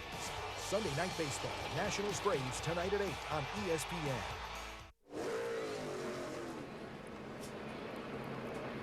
Back at race one of the Chase at Chicagoland Speedway, 151 laps complete, but the racing continues tonight on the ESPN family of networks. The O'Reilly Auto Parts NHRA Nationals, 8:30 Eastern on ESPN2. Then next weekend, the NASCAR Nationwide Series is at Kentucky, 3:30 Eastern on Saturday, and the NASCAR Sprint Cup Series, still Sylvania 300 at New Hampshire, 1 o'clock Eastern on Sunday. Chase race number 2. Jimmy Johnson is out front in this one, but a lot of expectations on Michael Waltrip Racing coming into this, their first ever chase with their 2 drivers, Clint Boyer and Martin Truex Jr. That said, struggling a little bit today. Yeah, they really are. They're not up there where they need to be right now, Cole. 14th and 21st for those 2 drivers, but they got 115 laps to go right now. There's plenty of time for them to try to get these cars handling better, but they better get on it pretty quick. Do some strategy work too, maybe 2 right side tires, Brad, to get them some track position. They got to get those cars up there now. Yeah, they really do, especially Martin Truex. He's really struggled today, been as far back as the mid-20s and just hasn't been able to go forward. Clint's been up and down, but Martin's been pretty good at times. That's the thing. The one driver that isn't in the chase is outperforming the drivers that are in the chase. And it's a good thing for the guys in the chase because, you know, looking through the lap times as the field as we've been watching, they're really close. Yes, so they are. Mark Martin might be able to give those guys a little bit of information that can help them tune those cars just a little bit up, because a little bit of time will go a long way in this race. And as you can see, Marty Smith has joined us in the pit studio, keeping a chase chatter, the pulse on what you're saying as you're watching this race. And I know a lot of people are impressed by something we were impressed with last week, Jeff Gordon's aggression out there. Indeed, and of course he starts tied with Martin Truex, a Michael Waltrip Racing driver with no points entering this thing as it pertains to the chase standings. And yes, many people are discussing on Twitter right now Gordon's aggression, and to me it's very akin to what we saw last season with Tony Stewart. He's basically playing with house money, and Gordon said this week, I can promise you that's what got us here, and that's what's going to win us this championship. He's going to maintain that very aggressive philosophy throughout this chase. And Ray, I know you've been with Jeff from the beginning. You understand how his mind works as a competitor. What do you see from him right now? Well, I see a little bit of that old Jeff Gordon that always had reserve, and Brad and I have talked about this before. Big players step up. They keep something in reserve, and I've seen that out of Jeff Gordon. He's reached down, relying on that experience. I'm seeing the Jeff Gordon of the 90s, where he can take a 5th place car and get it to the front. Allen's been doing a good job giving him better than a 5th place car. I really think these guys are going to be a threat. He's definitely stepped up his aggression. You see him sneak in here earlier today and try to wrap that shirt around my neck and choke me with it. He's definitely stepped it up. But he was just serving you your plate of crows. Imagine if he didn't have all that drag from that caterpillar on his lip. He really looks good. Been really, really strong. And Jeff, it's interesting to listen to him because his feedback is incredible. He really can send his race team towards a certain area of that race car And they got a lot of confidence right now, guys, and they look really, really tough. Well, Brad, right now they're running fourth and are looking good out there. They got to stay consistent, though. That's the biggest thing I would worry about Jeff Gordon. Look, I don't worry about the speed. He had the consistency problem earlier in the year, and that's one thing that cannot sneak back up on Jeff Gordon right now and cause a big issue, because that'll get him in trouble. Look, we know he's a good enough driver. We know he's got the same equipment as Jimmy Johnson. He's just got to use the best of his ability right now and don't make mistakes and stay consistent. Right now, I'm seeing consistency. It's what we said earlier. It's hard to keep that momentum. It's been up and down for a lot of drivers this season. With 113 to go, Alan, we'll see who can keep the momentum here in Chicagoland. We sure will. It has been Jimmy Johnson and Brad Keselowski for this latest stretch of the race, Nicole, and they will be doubled up for the restart here in about 3/4 of a lap. Fresh off the wire, served by KFC. Johnson has led the most laps today, wrapping up just the third caution of this race. And the big story on this one, 22 drivers have just taken a wave around, 15 of them to get back on the lead lap. All those cars coming charging up behind the pack. They include Tony Stewart, Joey Logano, Denny Hamlin, Matt Kenseth, Clint Boyer, Mark Martin, Greg Biffle, Dale Earnhardt Jr., Kurt Busch, Paul Menard, Kevin Harvick, Martin Truex, a lot of chasers there, Eric Almirola, Regan Smith, and Trevor Bayne, and those are just the guys to get back on the lead lap. Good job, Alan. Getting all those in. Caution coming out in the middle of the series of green flag pit stops. Adding a lap to the caution to allow the restart order to be squared away. Check this out. Jimmy Johnson's led 100 laps today. He's led 100 laps in 15 prior chase races. He's 12 for 15 as far as wins are concerned. That's bad news for the rest of them. Yeah, that's pretty good average, I'd say. Now, on the counter to that, this is one of the very few racetracks on the NASCAR Sprint Cup Series schedule currently where Jimmy Johnson's never won. I think that makes him even more dangerous. While we were in NASCAR Nonstop, you saw Marcos Ambrose with some troubles on the pit lane. Jamie, what's up with the 9? Well, he's working with the new crew chief, Mike Ford, and they thought he had an electrical issue, so they brought him in, and you saw the guys jump in the car and change the ECU. Well, it doesn't seem to be the problem. The Roush Yates engineers are down here trying to look at all their data, trying to figure out and diagnose what the problem is. So right now, they're not so sure. Yeah, I mean, this is just one of the things that's been a little bit aggravating with this system. It's not the way, you can't fix it in a traditional manner, what they've been able to do before. They've got to get dig in a little deeper, use the engineers to figure it out. Electronic fuel injection new to the NASCAR Sprint Cup Series for 2012, really with just a couple of exceptions, a non-story. Yeah, that has been really good. It's been very, very reliable, but the ones that have had problems, it's kind of makes you pull your hair out. Looks like they might have spotted a piece of debris on the track, so they're going to hold off the restart for another lap. Are you sure your car's ready for winter? Because the Reaper is. Prepare your engine with the patented anti-corrosion formula of Prestone Antifreeze. Cheat the death of your car. Prestone it. Yesterday, Bradley put peak motor oil into his car. And today, his car has been transformed into an example of improved engine performance and fuel efficiency, saving him money on gas. Change your motor oil to Peak for peak performance. This car is money. Change your oil, save on gas. When you peak, you win.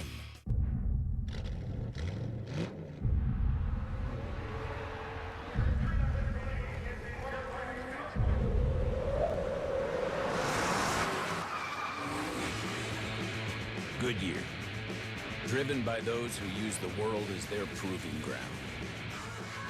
And everything we've learned making these tires inspires what we roll into yours. Goodyear, more driven.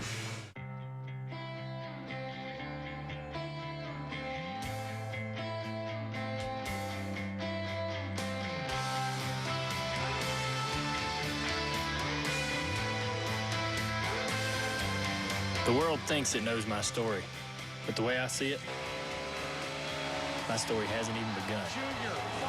I'm Dale Earnhardt Jr., and this is my chase. The chase for the NASCAR Sprint Cup. A dozen journeys, one destination. Debris cleaned up, restart order lined up, and coming to the green. In the Geico 400 at Chicagoland Speedway, just shy of 250 miles in the race. Jimmy Johnson, 48. Brad Keselowski, 2. They've done a lot of the leading today.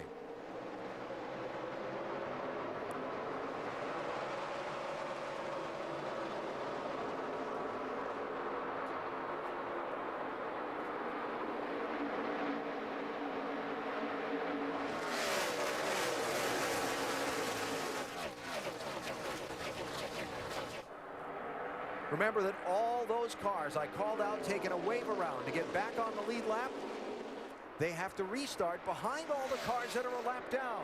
So a lot of traffic for them to work their way through to catch up to people like Casey Kane and Jeff Gordon, who are racing for 3rd and 4th.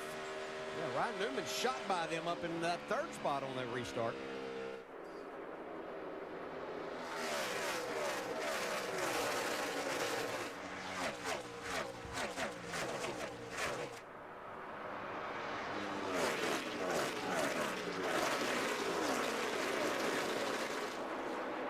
Sam Hornish Jr., remember, had a pit road speeding penalty on a green flag stop earlier in that 22. Got a wave around, had things break his way in this last little exchange of pit stops and caution flags. He's in 6th spot, just ahead of Kyle Busch in the 18. Yeah, right behind them, you see that 31 of Jeff Burton. He's actually the first car 1 lap down, so he's racing hard to stay there in case the caution comes out. He's in 25th place. Oh, look at this. Oh, yeah, it's been this way. They came by the start-finish line a while ago, 3 wide down the apron.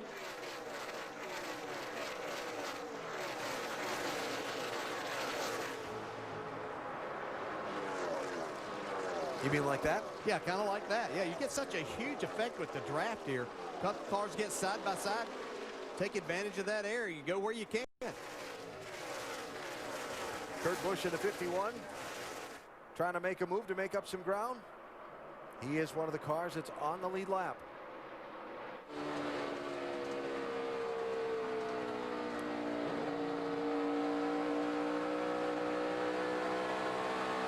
Trevor Bayne, 21, is the last car on the lead lap.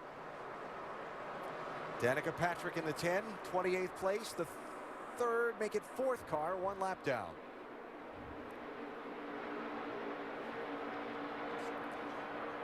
Now, Tony Stewart has worked his way clear of some of the lap traffic, and he's trying to join this fight for 6th place between Hornish, 22, and Kyle Busch in the 18. Well, Sam Hornish done a really good job in the 22 car. Opportunities he's gotten. Been very solid.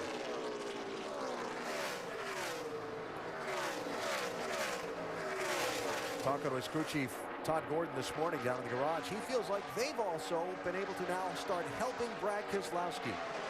Because as they've developed a notebook with Sam, they find that the feedback he's giving on setups is very translatable to what Brad Keselowski gives. And one reason that works good too is because they can go out there and experiment with a few things, and if it really works for Sam on this 22, then it can cross over and help Brad. So I think they're in a different position by not being in the chase. They can try a lot of stuff. Matter of fact, I saw some things they were trying here Friday that were a little bit out of the box. That if it works for them, they can also transfer that over to Brad Keselowski's car.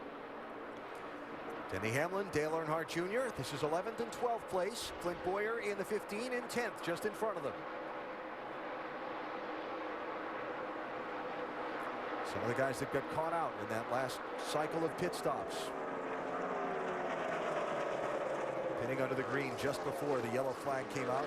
They had to stay on the racetrack, get between the pace car and the race leader, who stopped under yellow, and then get waved by the pace car before the restart. So the leader was the first car behind the pace car, and that's the wave around essentially. Well, that wave around rules really helped a lot, because now you can go ahead and make that decision to short pit without having too big a consequence. You won't be caught down a lap for a long time. You just have to take this wave around. You lose a little bit of track position, but the upside is that if the caution does not come out, you can gain some track time by short pitting. It used to be that caution in the middle of a series of green flag pit stops was a disaster. Not so much anymore. Enter now for a chance to win a Dale Earnhardt Jr. personalized Silverado, a Texas Motor Speedway race weekend, and a meet and greet with Dale Earnhardt Jr. Visit winyourchevy.com now to enter. Jr. trying to chase down Joey Logano. Joey running in 12th spot. Again, was up there 3rd, 4th places before pitting under the green just before the caution came out. Yeah, that shuffled a lot of things around. And just been keeping my eye on the car that I've seen falling back that was up in the top 10 for much of the day. That's Matt Kenseth, and he is way back, and there's a lot of lap cars that I think it fell off when we were doing the wave around because I felt something at the start-finish line. Bounce, I don't know what it was. Must have been a shock. I don't know which side it was. Oh, it sounds like he's got a mechanical problem with the chassis somewhere. Yeah, he's got some kind of problem because he's just continued to fall back. All right, this might explain this, because when I talked about them adding laps of caution to send a cleanup truck out, the report was it was a shock absorber that they picked up down here by the start-finish line. And there you see something coming either out from under or being run over by the 17 That's car. definitely a shock. Absolutely. That's not good. I don't know how he's able to go at all. Vince, how's this affecting the handling of that car? Well, can you imagine? Yeah. He said that he thought maybe they were on the bump stop initially, and he said it really is hitting hard on the right side, and maybe we get an understanding why. Definitely not handling, and they're talking about trying to get in and get that thing taken care of. I think it gives him a trophy for how he's handled it so far driving. I believe they found a shock out laying up on a racetrack. Okay, yeah, that's probably fine. Well, so Matt restarted 12th. He's now in 24th and hoping for another caution sometime soon. Because you're going to need that shock, and you're going to need a caution to replace it. Casey Kane, 5, trying to take 3rd from Ryan Newman in the 39. Casey's got a good car. He actually, that last long run we had, he ran down 48 in the 2 car racing for the lead. He's closed that gap on him quite a bit in that long run they made. Yeah, he's got a good car. It's just not what the 48 and the 2 seem to have the 2 best cars with. Start checking the tires. Like, these ones are shaking like crazy. The last that was a little bit. Car wheel balance, you know. It's terrible. Copy that, man. Copy that. Huh. Well, shaken or not, he's gone around Ryan Newman for 3rd spot, and he's in range to see the top 2. Past 150 miles, Jimmy Johnson leads. We go NASCAR nonstop, presented by Sprint. Nobody does what Papa John's does. It's Papa John's Buffalo Chicken Pizza. Get a large for only $10. Or for just $2 more, get any large pizza, even specialties. Plus, earn free pizza fast with Papa Rewards when you enroll and order at papajohns.com. There's something about cars. People connect with them, and we do too. It's why we at Pennzoil tirelessly pursue the latest advances in oil technology. Long, love cars. Not just oil. Pennzoil.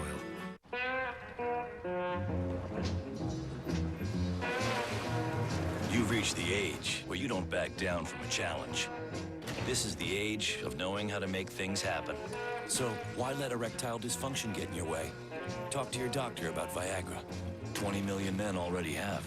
Ask your doctor if your heart is healthy enough for sex. Do not take Viagra if you take nitrates for chest pain. It may cause an unsafe drop in blood pressure. Side effects include headache, flushing, upset stomach, and abnormal vision. To avoid long-term injury, seek immediate medical help for an erection lasting more than 4 hours. Stop taking Viagra and call your doctor right away if you experience a sudden decrease or loss in vision or hearing. This is the age of taking action. Viagra. Talk to your doctor. Are you sure your car's ready for winter? Because the Reaper is.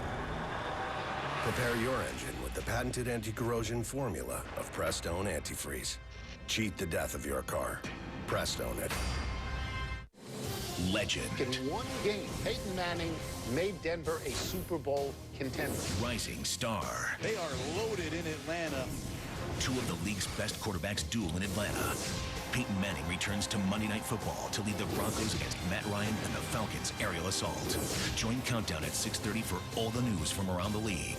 Then, Monday Night Football. Broncos, Falcons, 8:30 Eastern on ESPN. It all comes down to Monday night. Head south. Just 324 miles down that road, it just got loud. Very loud. That away? 13 hours? I'm told a certain freak of a QB might just break this season wide open with his arm and his legs. Get all the college football action all season long. Get big play clips instantly and all the info on your favorite team. The ESPN College Football app. Sign up now for NASCAR Fantasy Live and go head-to-head against your friends in the first ever NASCAR game with live in-race scoring. NASCAR Fantasy Live, only at NASCAR.com.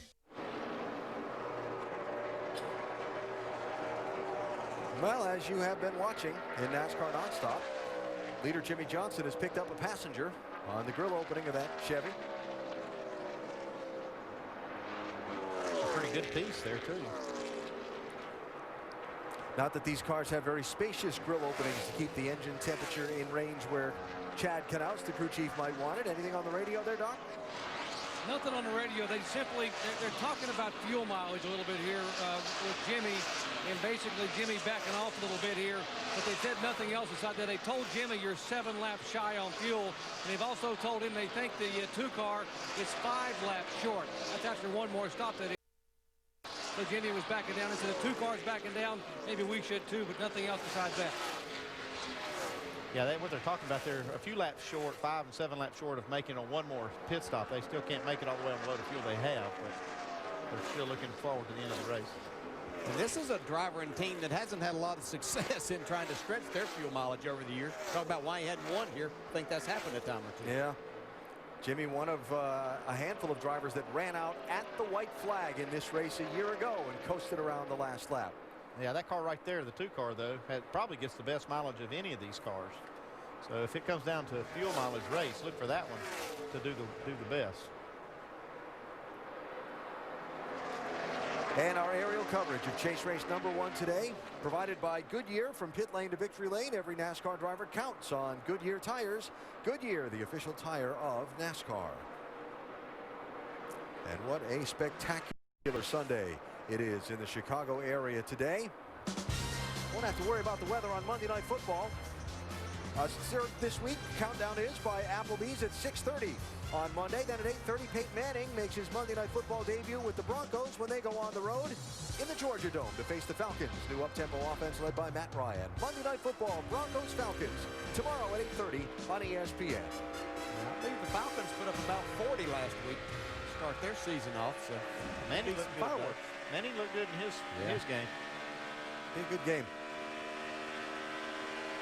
Well, there's the race for the lead. Looking ahead from second to first. Looks like that gap's closing just ever so slightly. Yeah, we heard Doc say that they were in fuel conservation mode, so maybe Jimmy's backing off a little bit. Yeah, but as you pointed out, he's got one of the masters behind him, so I think Brad Keselowski's just sitting there pretty happy where he's at. Matt Kenseth, now the last car on the lead lap, in 24th position. Not shocking, considering the situation we've been following with this 17 car, Vince. I think that's wrong, Alan. Yeah, not shocking at all. There's the shock. Okay, now here's the situation. They have lost the right front shock in that car. Jimmy Finnick, the crew chief, told Matt that they believe the top eyelet on the shock broke. So they're going to have to come in and replace that right front shock.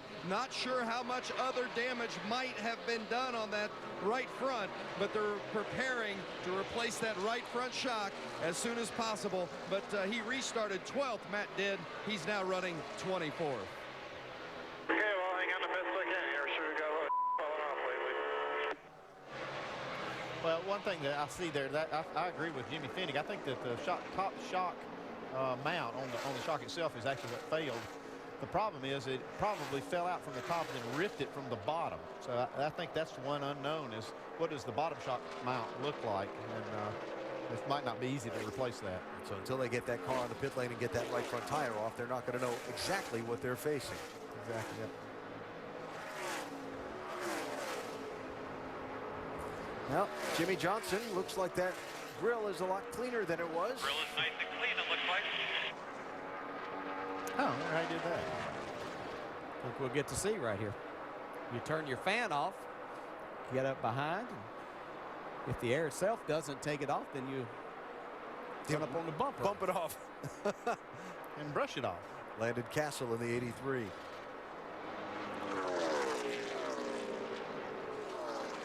I'm sure Landon was probably thinking, I've given you plenty of racetrack here. What's the deal? Yeah. Jimmy Johnson, Brad Keselowski, 1 and 2, 3.5 seconds ahead of third place Casey Kane.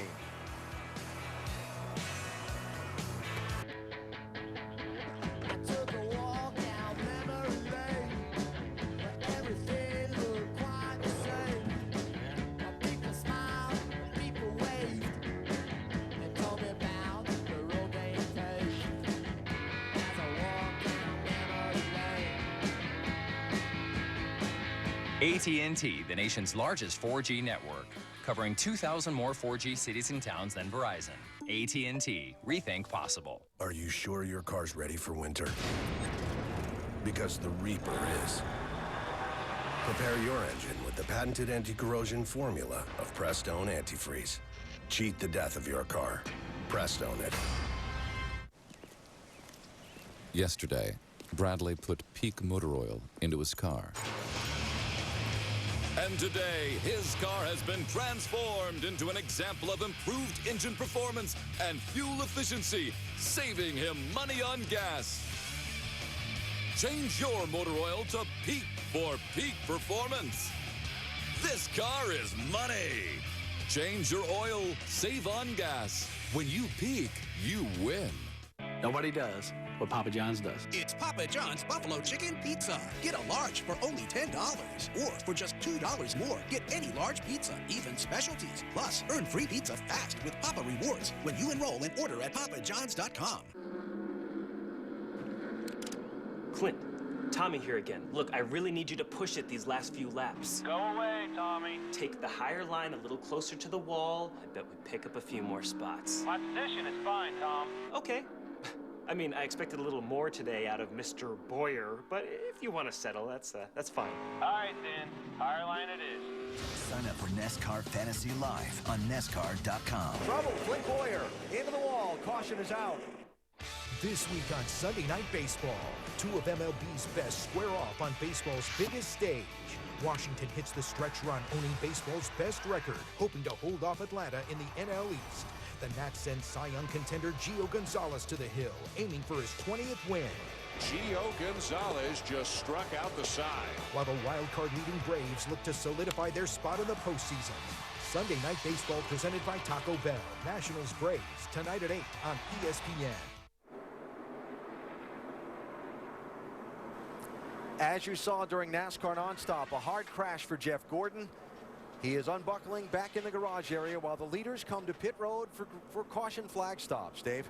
Kyle Busch gives up the 4th position. His car a little snug. They will adjust for that. You see him on the upper left. Below him, Casey Kane still hasn't led a lap today. His 3rd place car will get 2 tires. Slight adjustment, Doc. Talking about 2 for the 2 car because they got to make it on one more stop. They will take this 2 tires. He's down and away. 4 tires for Jimmy Johnson. And he will be beat off pit road by the 2 car of Brad Keselowski. Another little strategy session there.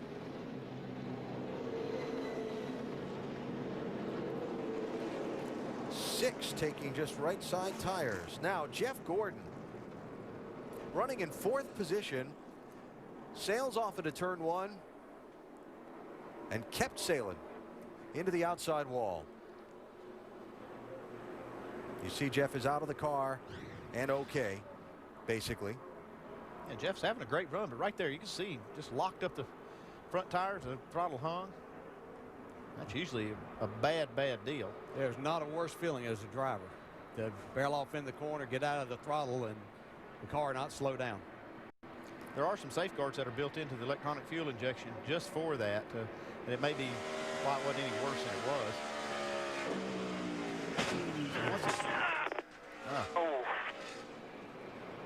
Once that thing hangs, there's just stuck, guys.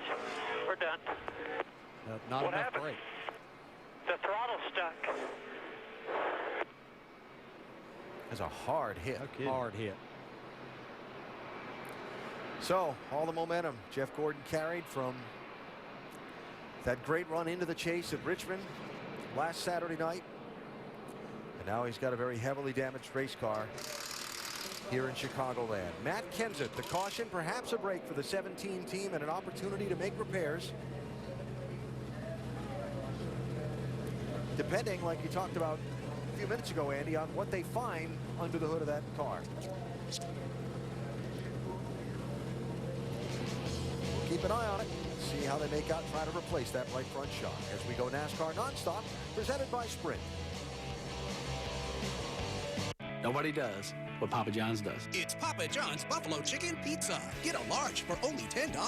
Or for just $2 more, get any large pizza, even specialties. Plus, earn free pizza fast with Papa Rewards when you enroll and order at papajohns.com. There's something about cars. People connect with them, and we do too. It's why we at Pennzoil tirelessly pursue the latest advances in oil technology. Long, love cars. Not just oil. Pennzoil. Are you sure your car's ready for winter?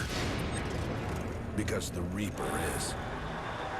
Prepare your engine with the patented anti-corrosion formula of Prestone Antifreeze. Cheat the death of your car. Prestone it. I didn't start out wanting to be a race car driver. I started out wanting to be a championship race car driver. Of course, at every stop up the ranks, there was some veteran who wanted to test me. Someone I had to prove myself to. Oh, and he turns it. He gets into it before he recovers it. Keselowski wins. The Blue Deuce is going to win for these days. Well, not much has changed. I'm Brad Keselowski, and this is my chase. The chase for the NASCAR Sprint Cup. A dozen journeys, one destination. Baseball tonight is the sweet spot for the stretch run. The playoff chase. I just don't think 3 teams are coming out of the East. I'm not going to guarantee it, but I'm still picking them. The Cy Young candidates. If David Price is hitting both sides of the plate, it is going to be a long night. And the MVP races. We projected his numbers over 162 games. That's breathtaking. As the hunt for October rounds third and heads for home. Baseball tonight on ESPN and ESPN2. You're not invited here. If you were, you'd know more about the reality that will impact your fantasy season. You'd know that the playbook has changed. It's the tight end's time to shine. And that a certain roll-the-dice D is gambling on INTs this week. If you were in here, you'd know that little red P next to your QB actually means definitely. But you can't get inside here, or can you? Behind the scenes, beyond the headlines, before it happens. ESPN Insider, your way in. This season, Denny Hamlin knows losing is even worse than getting a sunburn than putting on a wool sweater.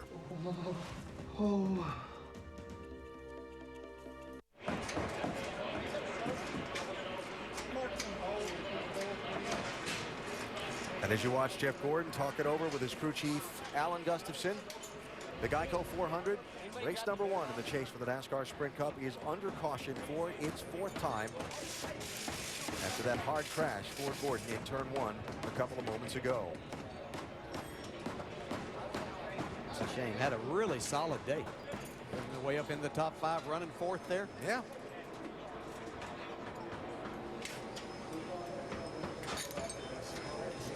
And some big damage to that 24 car.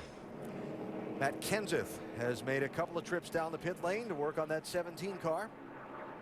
Come on in there, we'll get it tight. Crew Chief Jimmy Fennick.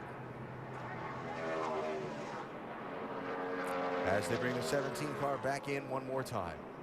Let's go to Jamie. And Jeff Gordon watching all these guys working on his car, going to try to get him out there. But Jeff, first of all, are you okay? And what did you feel and see there? Yeah, I'm fine. You know, we're having a good day. Guys did an awesome job in the pits and tuning on the car, top 5, you know, and who knows what we could have done with them at the end. But, yeah, we had a throttle stick. It didn't stick wide open. You know, I just let off the throttle, and it just didn't come all the way back. It was probably about half throttle, which is still enough to do a lot of damage. And, you know, we're looking at what the issue is right now, what could have caused that. Something, I think, in the return spring. But they're going to hope to get you back out. Yeah, we'll get back out, but, you know, in this deal, you can't afford to have issues like that, and by the time we get back out, you know, we'll make up every spot and every point we can. All right, not the way they want to start the chase, Alan. Yeah, we've talked earlier today about how important it is for every race in the chase, and you see that Jeff Gordon has had his successes, but has also had his struggles in his bids to win the championship in this chase era. Well, if you think about it this year, though, this has just been all these crazy things that have happened to Jeff Gordon. This is just another one. I mean, it's like, what else can happen to him? It's not that they hadn't had good race cars. We talked about that earlier. They had a great car today. 10th time Jeff will have a finish of 20th or worse this season, which is why he was in that position of trying to scramble into the chase in the first place. Update on Matt Kenseth, Vince. Well, Matt Kenseth came in a multitude of times. Really, the first time was to evaluate the situation. Came in a second time. They changed the shock, bolted the bottom of it in. Came in a third time and got the top bolted. And then they came back again just to make sure that they got everything tight. His crew chief, Jimmy Finning, wanted to double check and make sure 100% that it was tight on top and bottom. Jimmy just told me a moment ago, no damage to the shock mount, but they did have to replace that shock. They think they're all good to go, but boy, they've lost a lot of position. We'll be back toward the tail end of the lead lap as we get set for this restart. That'll come with 73 laps to go. Out of the top 4 qualifiers in the AT&T Fastest Driver Challenge today, Jimmy Johnson leading the race would be the fastest running of those 4. Remember to text FAST to 34763 and play AT&T's Fastest Driver Challenge, or visit AT&TFastestDriver.com. You could have a chance to win 4 Gs just by playing. Well, it's been a little eventful section of the race, hasn't it? No doubt about that. Free pass, Jamie McMurray. 23 cars on the lead lap at the restart.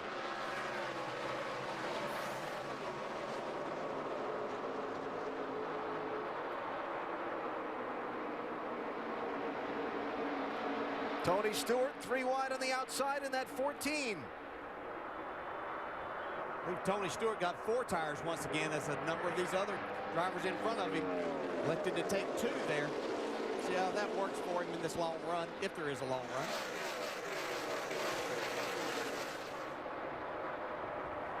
Look at this 4 wide. Almirola 43, Harvick 29, Boyer 15, Martin 55. See Martin give his teammate there, Clint Boyer, a little bit of room there, backed out of the throttle to not make that a bad situation.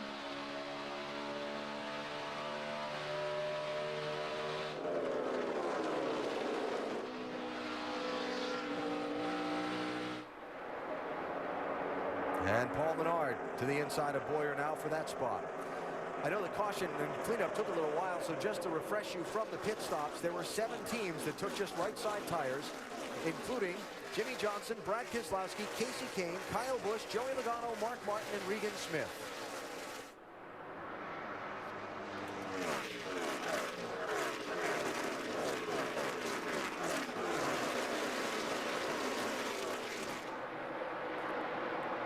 Boyer was up front and moving forward earlier in the race. Since, I don't know, what, about 100 miles in, he's kind of been slipping and sliding around and struggling.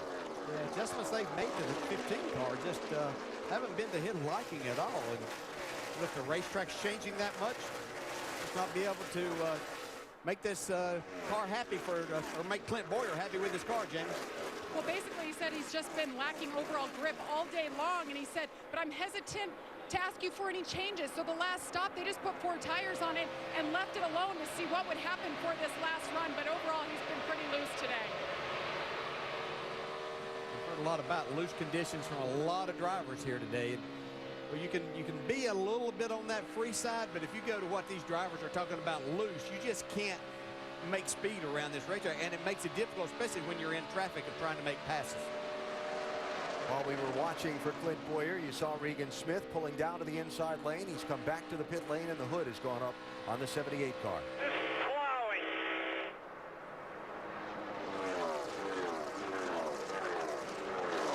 That was Clint Boyer, by the way.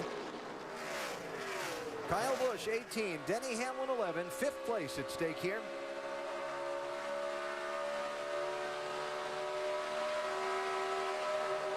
Denny Hamlin, the top seed, entering the chase for the NASCAR Sprint Cup. 4 wins on the season. Driver probably with the most momentum coming into the chase after the wins at Bristol and Atlanta, and leading the most laps at Richmond. The rain and the circumstances kind of conspired against him to get that win. Well, we'll see what he's going to have as this race starts to wind down. 67 laps to go, but yeah, he's been about a 5th to 8th place car most of the day. If he's hiding something, he's done a good job of disguising that good car. Yeah, well, he got 4 tires the last time. He's the first car on the track with those 4. against a lot of cars that took 2, so this is time for him to shine. Kyle Busch was not one of those whose teams chose to go the 4-tire route on that last stop. Dave? No, bet they will on the last stop, though. Kyle will need them. Crew chief Dave Rogers told me this weekend he's been really, really happy with the car. In fact, Kyle called it the best car he's ever had here. So with that in mind, Dave said it was more of an educated guess on what the conditions would do for us today. And Kyle's car has been pretty close to spot on. Remember last time, just a little bit tight and needed to be snugged up, or a little bit loose, needed to be snugged up just a tick with air pressure. Well, the best car he's ever had here. That's a statement considering Kyle Busch won this race in 2008. To see how this plays out, but with Denny Hamlin and his team taking those 4 tires, could possibly put them in a situation of looking at 2, as everybody else has to get 4. Sorry, DJ, that's Dave Blaney, who's got no power under the hood of that 36 car, limping back around. It looks like that 36 is going to make it back around. I don't think we'll get a caution for that. Yeah, initially I thought maybe he was too slow, but it looks like he got plenty of momentum now to make it back. And Regan Smith has gone to the garage. Blaney will, in fact, make it back around to the pit lane. And we stay under the green flag. Jimmy Johnson leading Brad Keselowski by 1.1 seconds. Jimmy says they've got a great plan. Great job, bud. Like we're gassed on from here on out. I think we got a good plan. Goal is to try to get ahead of these guys by a couple of seconds if at all possible. There's something about cars. People connect with them, and we do too. It's why we at Pennzoil tirelessly pursue the latest advances in oil technology. Long, loved cars. Not just oil. Pennzoil. Nobody does what Papa John's does. It's Papa John's Buffalo Chicken Pizza. Get a large for only $10. Or for just $2 more, get any large pizza, even specialties. Plus, earn free pizza fast with Papa Rewards when you enroll and order at papajohns.com.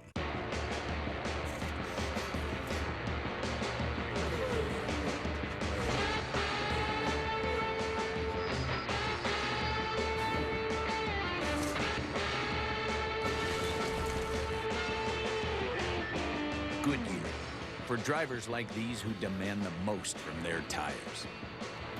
And everything we've learned making these tires inspires what we roll into yours. Goodyear, more driven.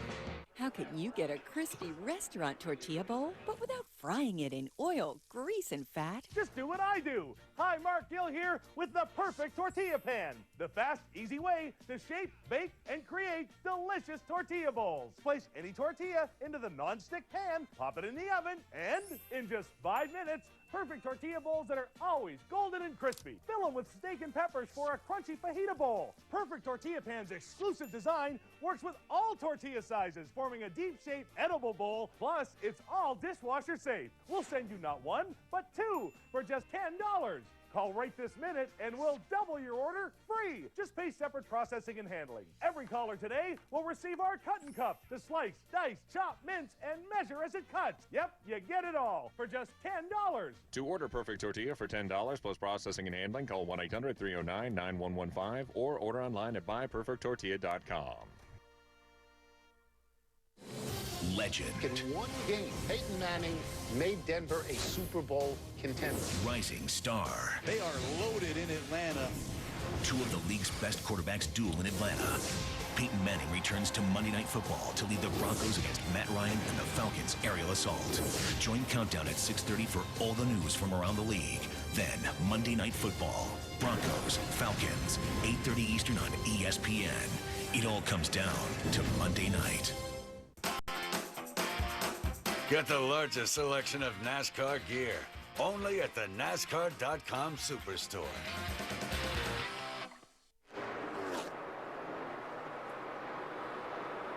We are into the final 100 miles of the Geico 400. The opening race in the chase for the NASCAR Sprint Cup on a spectacular mid-70-degree Sunday afternoon at Chicagoland Speedway. Jimmy Johnson has led most of the laps in this one. He and Brad Keselowski running 1 and 2. They have together led almost all of the laps in this race so far. Tonight on baseball's biggest stage, Bryce Harper and the Nationals continue to try and close in on the National League East crown. They face division rival, the Atlanta Braves, tonight in the wild card hunt. The Braves are. It's Sunday Night Baseball, presented by Taco Bell. Nationals and Braves, tonight at 8 on ESPN. Braves won the first couple of games of this series. Got to be exciting. Nationals, all those young players and a relatively new team. So, into the final 100 miles of this race. Strategies now. One more pit stop to go for all these front runners, depending on the fall of the caution flags. And let's get an update on how those contending for the win in this race feel about their race so far and what lies ahead. Dr. Jerry Punch is covering the race leader, Jimmy Johnson. Yeah, AB, I don't think anybody can come close to making it on fuel. They're about 15 or 20 laps shy. You heard Jack and Alice tell Jimmy Johnson, we got a good plan. Try to get at least a 2-second lead if you can. And just like the last time Jimmy took 2 right sides only, the car has gotten tight, primarily in the center of the corner. Now, behind him is Brad Keselowski. Brad took 2 right sides as well, and the last time Brad took 2 rights, the car took off. I got to believe saving a little fuel. He said on the radio, guys, I'm not sure how this car can be any better than it is right now. Dave Byrne. Casey Kane saving just a bit too, but he also took only 2 right side tires on the last stop. The thought was we won't have to put as much fuel in if you save me a little now. So that going on, we'll see how it works out. He said nothing since the restart as far as the balance goes. As for Joey Logano, his car just a little bit free off right now. Remember, he got caught on pit road earlier, but has made his way back up. He also on the 2-tire strategy on the last stop. Doc? As DJ and Indy documented, the 11 car took 4 tires. One of the cars that took 4 tires on that last stop on lap 190. He was loose on entry. They added some wedge, and Darian Grubb had said, you know, we got a good car, maybe not a great car. If we can get a top 5, maybe we should get a 3rd or better. We'll be okay today. Dave. The 3rd Joe Gibbs Racing car, Kyle Busch. He has gone backwards since the restart. That's because his car is a little tight, and this is the first time all day he's been on a 2-tire strategy stop. So Kyle feeling the effects of that right now. Sam Hornish Jr. running 7th. He's good in everything he runs here. 2-time IndyCar winner at this track. He said his car has been pretty good. He went 1 lap down early because of a speeding penalty. They fought their way back, been adjusting on it with wedge adjustments, and the car tends to be better on long runs. So they don't like to see those caution flags, Doc. And behind him, Tony Stewart back in 8th spot, Jamie. And Tony said after the pit stop, you know, guys, we are a little tight in the center, but we're really good on drive off. We get good power on the drive off. But the last time by, Tony said, no, guys, we're starting to lose the stability that's going away here in our car. Jamie.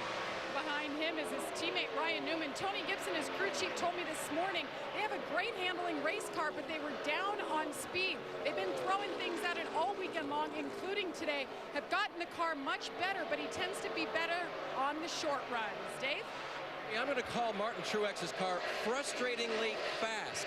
He's driven from 13th to 10th on the restart, but he cannot get a good feel for that race car. Feels like the front end is up in the air coming off the corners.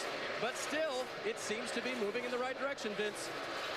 The 88 of Dale Earnhardt Jr., not as good as he was early in the race, said it's just been too loose off. They made an air pressure adjustment and a track bar adjustment on that last pit stop. The only driver to finish in the top 10 in all 6 races on the mile-and-a-half this season. He's struggling to get to the top 10 right now. Jamie? And Greg Biffle doing the same thing, struggling with his car on the last stop. He wanted a spring rubber taken out, but they said it would take too long, so they settled for a wedge adjustment. Been loose all day, just came with the wrong setup this weekend and have been throwing some different things to change that setup. Now behind him, Clint Boyer. These two have been running around each other all day long. And on that last stop, as I mentioned, no adjustments on the car, but Clint's saying it's plowing. He's been lacking grip all day. He's been loose, so the car hasn't been to his liking. They thought they'd be better on this last run here. All right, Jamie, thanks. So there is Clint Boyer in 13th. Other chasers, you got Kevin Harvick in 15th and Matt Kenseth in 21st. Jeff Gordon, remember, in the garage area after the hard crash a little while ago. He's currently being shown in 35th position. Jimmy Johnson out in front, 49 laps to go at Chicagoland. I love love cash back. With the Bank of Americard Cash Rewards credit card, We earn more cash back for the things we buy most. 1% cash back. Everywhere, every time. 2% on groceries. 3% on gas, automatically. No hoops to jump through, no annual fee. That's 1% back on... Wow. 2% on my homemade lasagna. 3% back on road trip. Get 1, 2, 3% cash back. Apply online or at a Bank of America near you.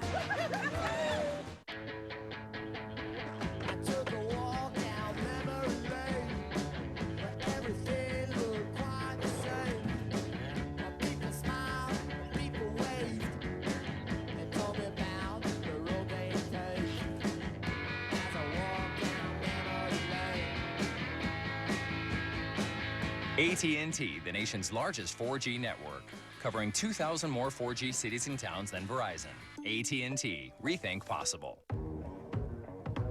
Start with a simple idea. Think, drink coffee, hatch a design, kill the design. Design something totally original. Do it again.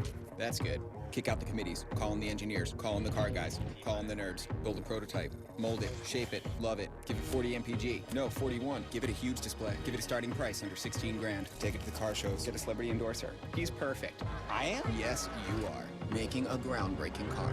It's that easy. This week on Sunday Night Baseball, two of MLB's best square off on baseball's biggest stage.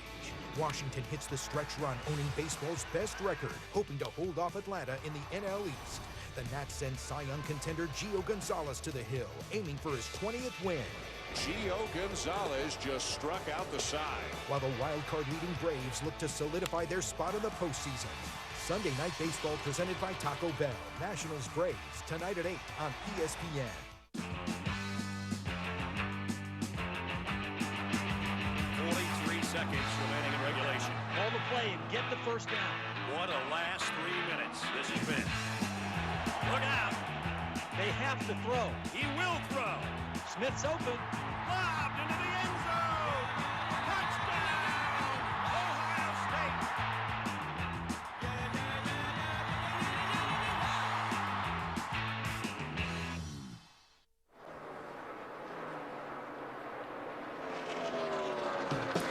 Jimmy Johnson, the 5-time NASCAR Sprint Cup champion, leading the opening race in the chase for the NASCAR Sprint Cup, looking to kick off his bid for title number 6 in fine style. Geico 400 at Chicago is brought to you by Geico. 15 minutes could save you 15% or more on car insurance. Sonic. Welcome 2 new members to the Sonic family. The Zesty Cheesesteak and Smoked Chipotle Breakfast Burritos. And AT&T, the nation's largest 4G network. AT&T, rethink possible. Down to 42 laps to go, and it has been a Jimmy Johnson kind of day. About the only other guy to spend any significant amount of time in front of this race has been Brad Keselowski, who's currently 1.3 seconds behind Jimmy Johnson at a track where he's never won. To score a win in the opening race in the chase, would it send some kind of statement to the rest of the field, Jimmy? Yeah, I think a win sends a statement for sure. I'm not so sure that it's because I haven't won here before. You know, mile and a halves have, there's a general setup that kind of works with them, and we've been strong on those tracks this year. And I've been so close before that I don't think the statement would really be in that. It'd be the fact that, you know, we'd whoever it is, get max points. We know what wins mean, we know what max points mean, and it'd be more in that than anything. Well, Jimmy's going to earn the bonus point for leading the most laps in this race today. At least he could get max points if he holds on to the number 1 spot till the checkered flag. And our Goodyear Superior performer today, Jimmy Johnson. He's led 171 of 227 laps. Mark Martin just started a round of green flag pit stops. Here's the first of the front runners to make a move in. Dave? It is Joey Logano. You see him there on the left. His car pretty good right now. They're going to make a slight adjustment at the end here. Remember, he took 2 tires last time, so you would expect he'll want 4 this time. There's the chassis adjustment for him. They are going to get 4 tires, 1 last splash of Sunoco fuel to take him for these last 40 laps or so, Alan. All right, Dave, thanks. And as we watch Logano leave on the left, thinking back to that radio transmission, we heard Chad Knaus say he wanted a 2-second lead. Jimmy Johnson's only got a 1-second lead over Brad Keselowski now. Dave? Kyle couldn't make any ground on the front runners because he said the car was too loose. I can't get off the corner. There you see Dale Earnhardt Jr. on the left, Kyle Busch on the right. Kyle will get a 4-tire change, chassis adjustment for him. Vince? It was a 2-tire change with a track bar adjustment for Dale Earnhardt Jr. And from the lead, Jimmy Johnson is in. Casey Kane follows him from third place. Brad Keselowski has stayed out. Final stop, if we stay green, for the 48, Doc. Absolutely. The money stop for Chad Canals, Jimmy Johnson, and this entire Hendrick team. Chad said, we have a plan. Jimmy said, got to free me up, guys. I got to free me up way too tight on 2 tires. It took 2 last time. This time they'll go ahead and put 4 fresh Goodyears on it and get it full of Sunoco fuel. Jamie Little. And Greg Biffle calling for another wedge adjustment, trying to get that car the best it's been all day here in the last run as they work on the left side. It'll be 4 tires for the 16. They wipe the grill. Doc? Brad Keselowski said the car was just like it was before with 2 tires. We got to make a change. So they're going to offer 4 tires as well. They saw what the 48 did. Tear off on the windshield. Get it full of Sunoco fuel. Should be okay on fuel unless we have a couple of green-white checkers. Left side tires going on. Left rear, a bit of a glitch. Lug nuts tight, he's down and away. Vince. Well, it's been a handful for Carl Edwards all day today. Really been fighting the center and loose off. That's still the way, the same situation here. It's a 4-tire change, air pressure adjustment for Carl Edwards. 11 car, Denny Hamlin in for what should be his final stop of the day. They've been battling with the car being a little bit loose on entry. They added wedge last time. It helped him, but not much. Going to make another chassis adjustment there in the left rear. Put on the right side tires. And a good pit stop going to the left side. Denny Hamlin hoping to be able to get a top 5 finish here on this final stop of the day. Guys? Tony Stewart, now the race leader. While after their pit stops, look at Brad Keselowski and Jimmy Johnson as they come back onto the racetrack. Keselowski was all the way down on the apron on the front straightaway trying to make this pass. Keep that in mind if things cycle out. Stewart, Boyer, McMurray, Reagan have not pitted. Then it goes back to this for the race lead. Brad Keselowski was 1.1 seconds behind Jimmy Johnson before the pit stops. He's come back onto the racetrack in front of him. So you got to hand to that team to make up 1+ seconds on around the green flag stops on Jimmy Johnson. That's getting it done. Like Chad's got an issue with something here.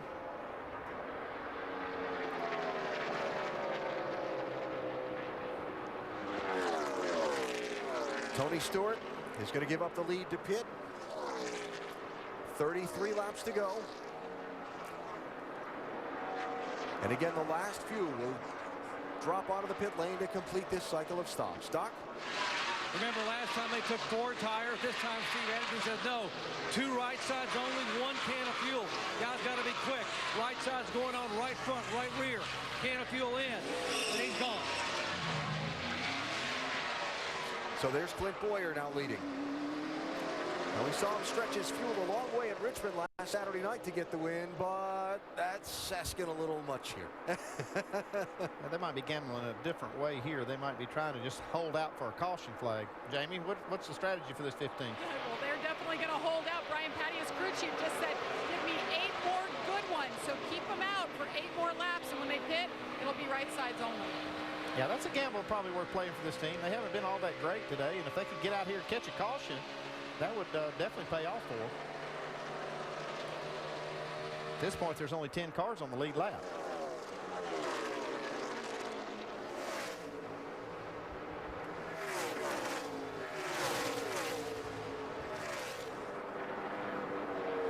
Joey Logano trying to make up some ground after his green flag pit stop. But again, Clint Boyer still out there on the racetrack, stretching the fuel a little bit. So the key moment in this race, that exchange of pit stops. Jimmy Johnson pitted at 2:29 from the lead. Brad Keselowski pitted a lap later from what was then the lead. They came back onto the racetrack together. Still outside. He's up on the track. He's up on the track. You allowed to come up on the track that early? Oh, sorry. Did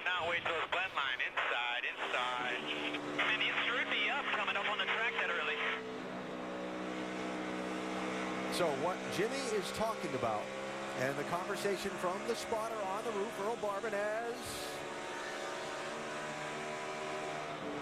we see the look at it. Well, you're not supposed to blend until you get off turn 2, and I believe that's about where he was. I'm sure it was close. Yeah, there's no actual line over there. It's you know, whenever you get to the back straightaway, it's what's supposed to be, but well, one of the problems is it's not a straightaway. It's the back stretch has got a curve in it, so it's kind of hard to say, okay, this is where the straightaway begins and the corner ends. I'm sure that Brad's taking every advantage he thought he could there. We are told that NASCAR is reviewing in race control while Clint Boyer is going to give up the lead and come to pit road. You see that Keselowski has moved away from Jimmy Johnson a little bit. Jamie? Well, they've had a change of heart, as you see. Only stayed out for a few laps instead of 8. It'll be right sides only, as I had mentioned. 1 can of fuel for Clint Boyer. They were hoping for maybe a caution, but in the meantime, they did get that point. All right, so Boyer rejoins Jamie McMurray and David Reagan, 1 and 2, not yet having pitted. There's McMurray in the 1. Just barely ahead of David Reagan.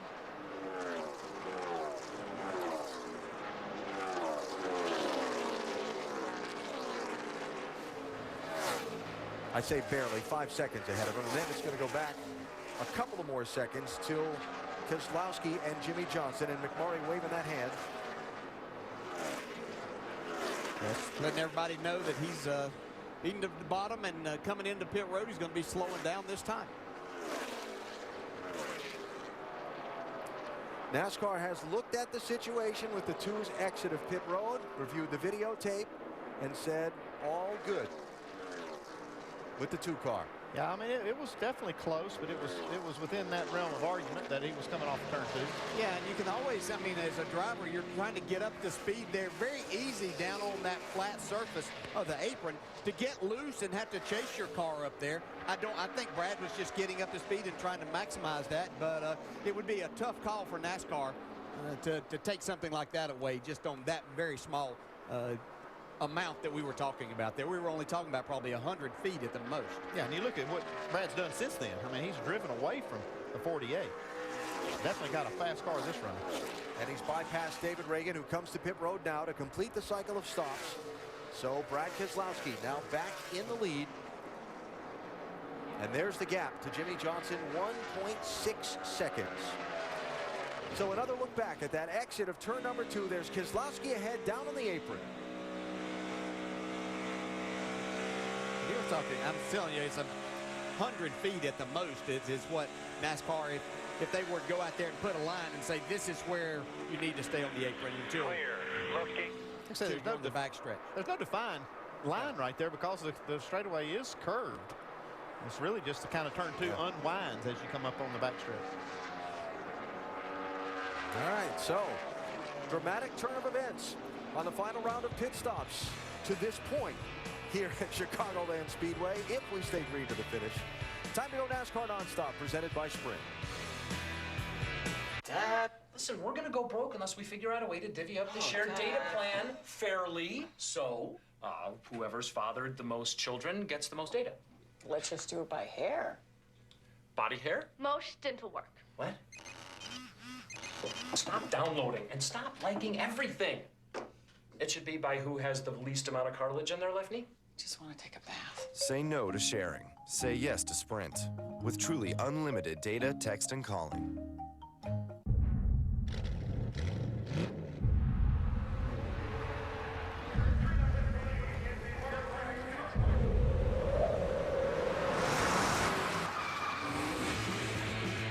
Goodyear. Driven by those who use the world as their proving ground. And everything we've learned making these tires inspires what we roll into yours. Goodyear, more driven. I love cash back. With the Bank Americard Cash Rewards credit card, We earn more cash back for the things we buy most. 1% cash back. Everywhere, every time. 2% on groceries. 3% on gas, automatically. No hoops to jump through, no annual fee. That's 1% back on... 2% on my homemade lasagna. 3% back on road trip. Get 1, 2, 3% cash back. Apply online or at a Bank of America near you. You hear Nationwide is on your side all the time, but why should you believe it? Well, Nationwide Insurance puts their members first because they don't have shareholders. Plus, you can add features like vanishing deductible to your policy and then take $100 off your deductible for every year of safe driving. Year after year until your deductible could vanish completely. Dill. To join the nation, call 877-NATIONWIDE. Nationwide is on your side. This copyrighted telecast may not be reproduced, retransmitted, or used in any form without the authorized written consent of NASCAR Broadcasting. NASCAR would like to thank all of our loyal fans for your continued support, and we hope you enjoyed today's broadcast.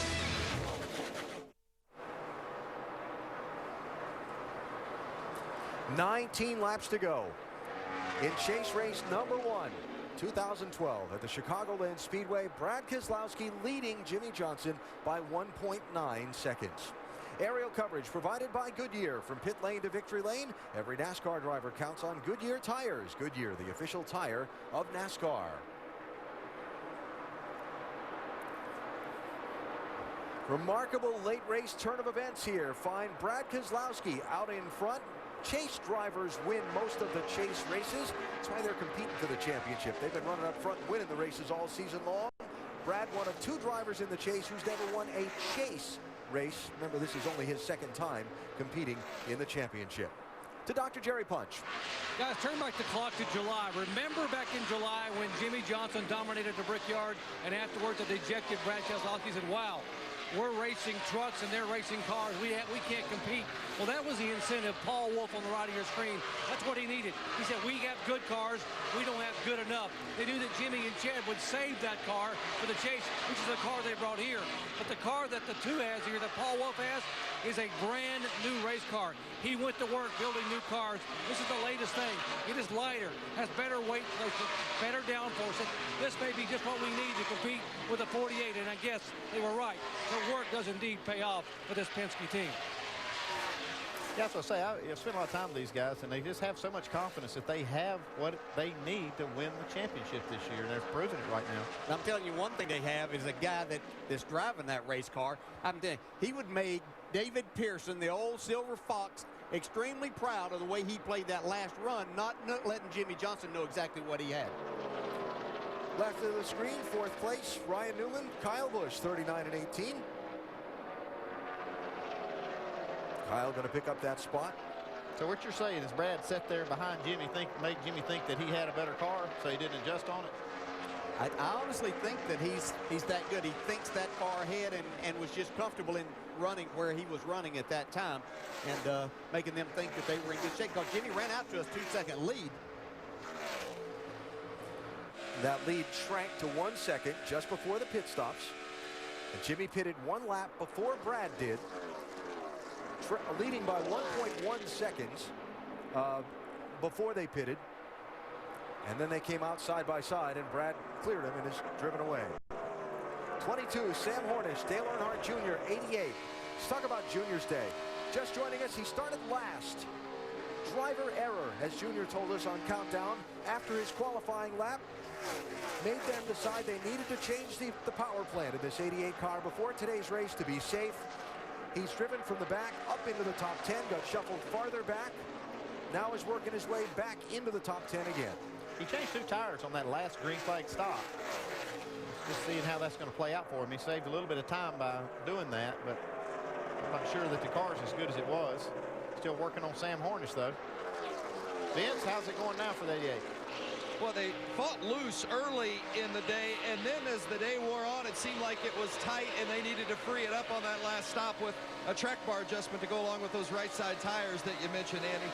But the key for Steve Letarte is to get every single position, and he and his spotter TJ Majors have stressed that to Dale coming down the stretch, which guys they're battling for spots. As Letarte said to me earlier today, if you're a 5th place car, you better get 5th, not 20th trying to get 3rd. They understand after last year's chase, going down to the tiebreaker, every single spot may mean the championship later. We learned that lesson. last November at Homestead when Carl Edwards and Tony Stewart tied on the number of points for the championship, and Tony won the title on a tiebreaker. Brad Keselowski in some lap traffic now, and his lead back to Jimmy Johnson is that 1.6 seconds you're looking at there. Nice job, man. You're catching them about a 10th and a half a lap. At that rate, you'll pass them here with 2 to go.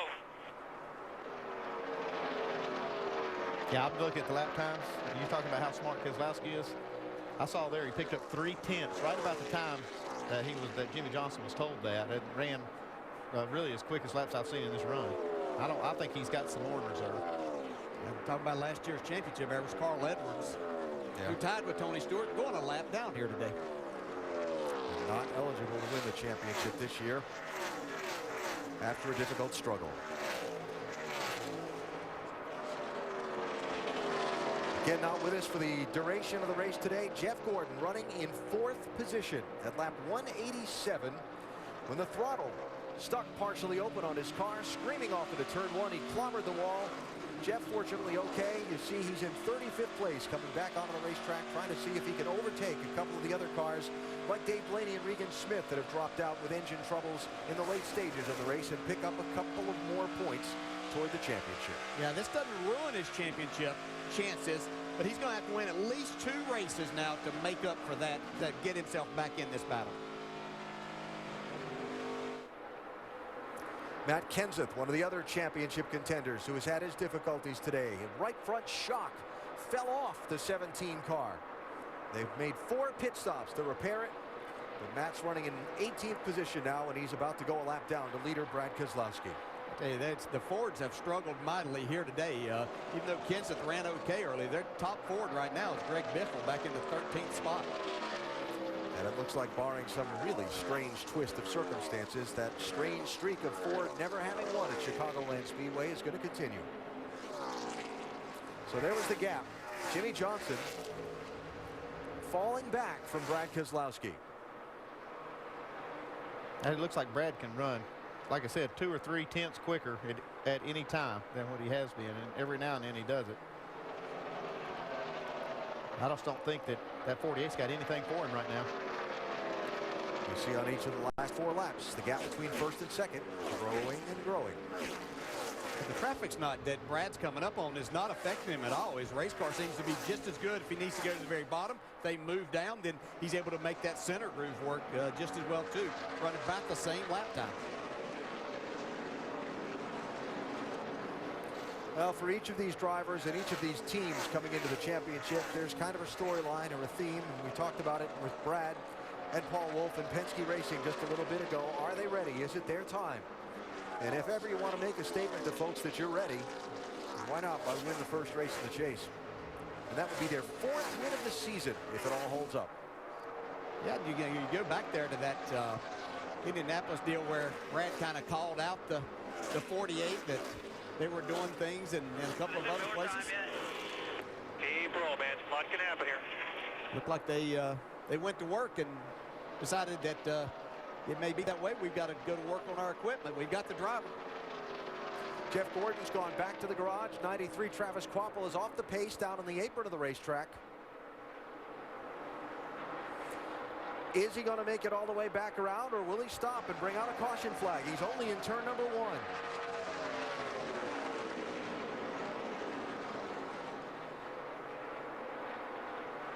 The 93 is slow on the bottom. And down he'll make it back. Just keep rolling here. You got plenty of room out back. If he doesn't make it back and the caution comes out, it's going to erase a 3-second lead that Keselowski's built up over Jimmy Johnson. If. Yeah, it looks like he might make it back.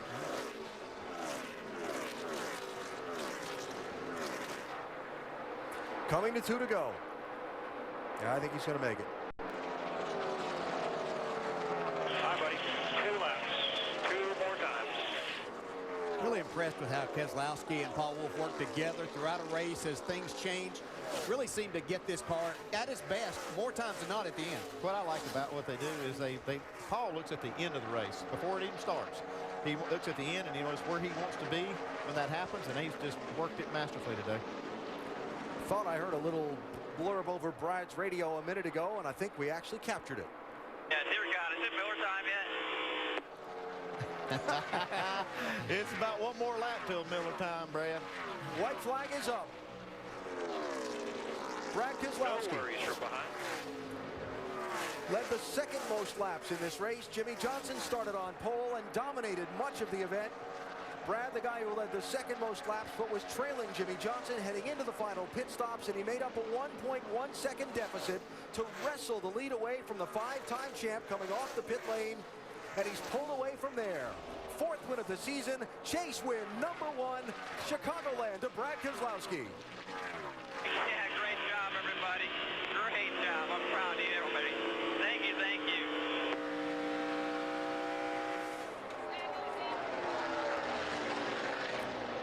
It's a fun day, wasn't it? A great weekend all around. I appreciate everybody's hard work. You know, we're bringing a brand new race car to the racetrack and something like this.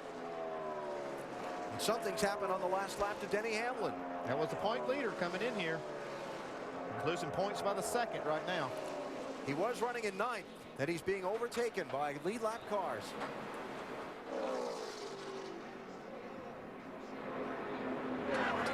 We'll follow up on what happened to the 11 in our post-race coverage.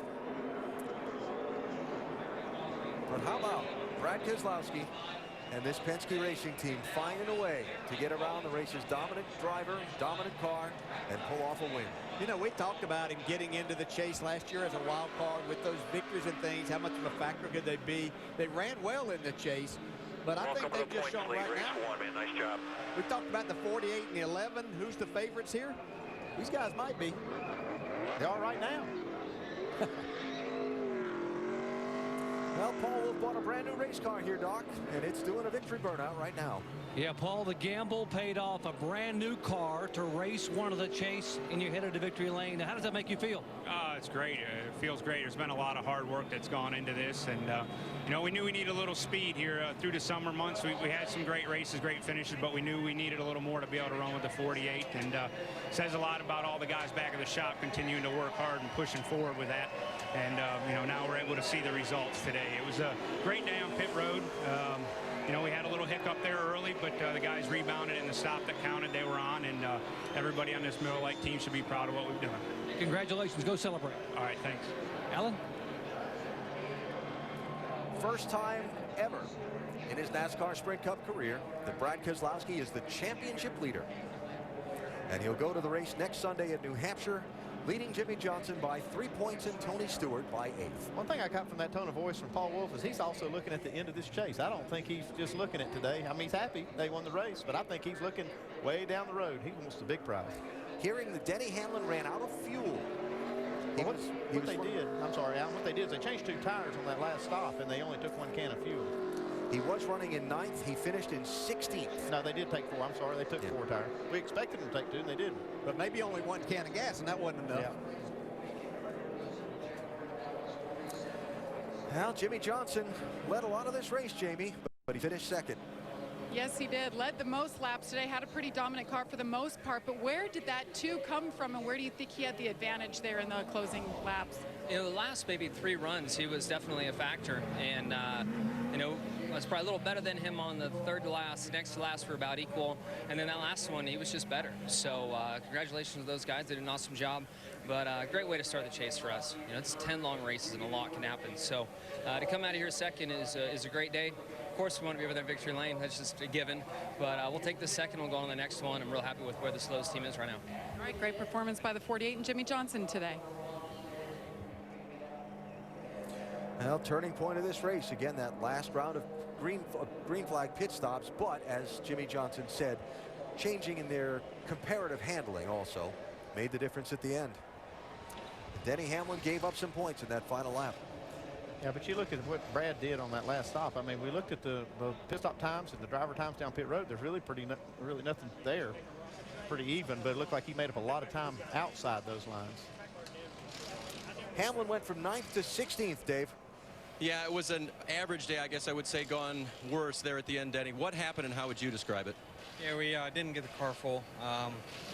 We decided to make an adjustment and not put all the fuel in it. And it just told me I was 4 laps short. And it puts me in a box. You know, I'm trying to hold my position, trying to slow down, and just couldn't slow down enough there. And so that's the way it goes. It's like, it's frustrating, but our cars are fast enough, we can make it back up. But it's tough to lose that many spots that late. But it's just a thing we got to learn, and we'll grow from it. Tough day for Denny Hamlin. Jamie? Casey Kane brings it home 3rd, and he was a wild card. Now you're 5th, the best you've been all year. Take us through the day overall. How was your car? Seemed pretty consistent. Yeah, the Farmers Insurance Chevrolet was good all day. We weren't as good as the 48, and we weren't as good as Brad at the end. He really got going, but we had a great car. The pit stops were awesome, and I felt good about it. We couldn't get any better. We made a lot of adjustments. Kenny and Keith did a really nice job, but we just couldn't figure anything out to make the car better. So I have this feel that I was lacking today, and hopefully we can talk about it this week and maybe get it better for some of these other mile and a halves. Good to see Casey Kane back in the chase. First one since 2009. Vince? With Dale Earnhardt Jr., and I know 8th place isn't what they wanted today, but considering where you started, that was a pretty good effort. How'd you feel about it? Yeah, just disappointed myself for making that mistake with the engine and getting us that far back at the start of the race. We really couldn't really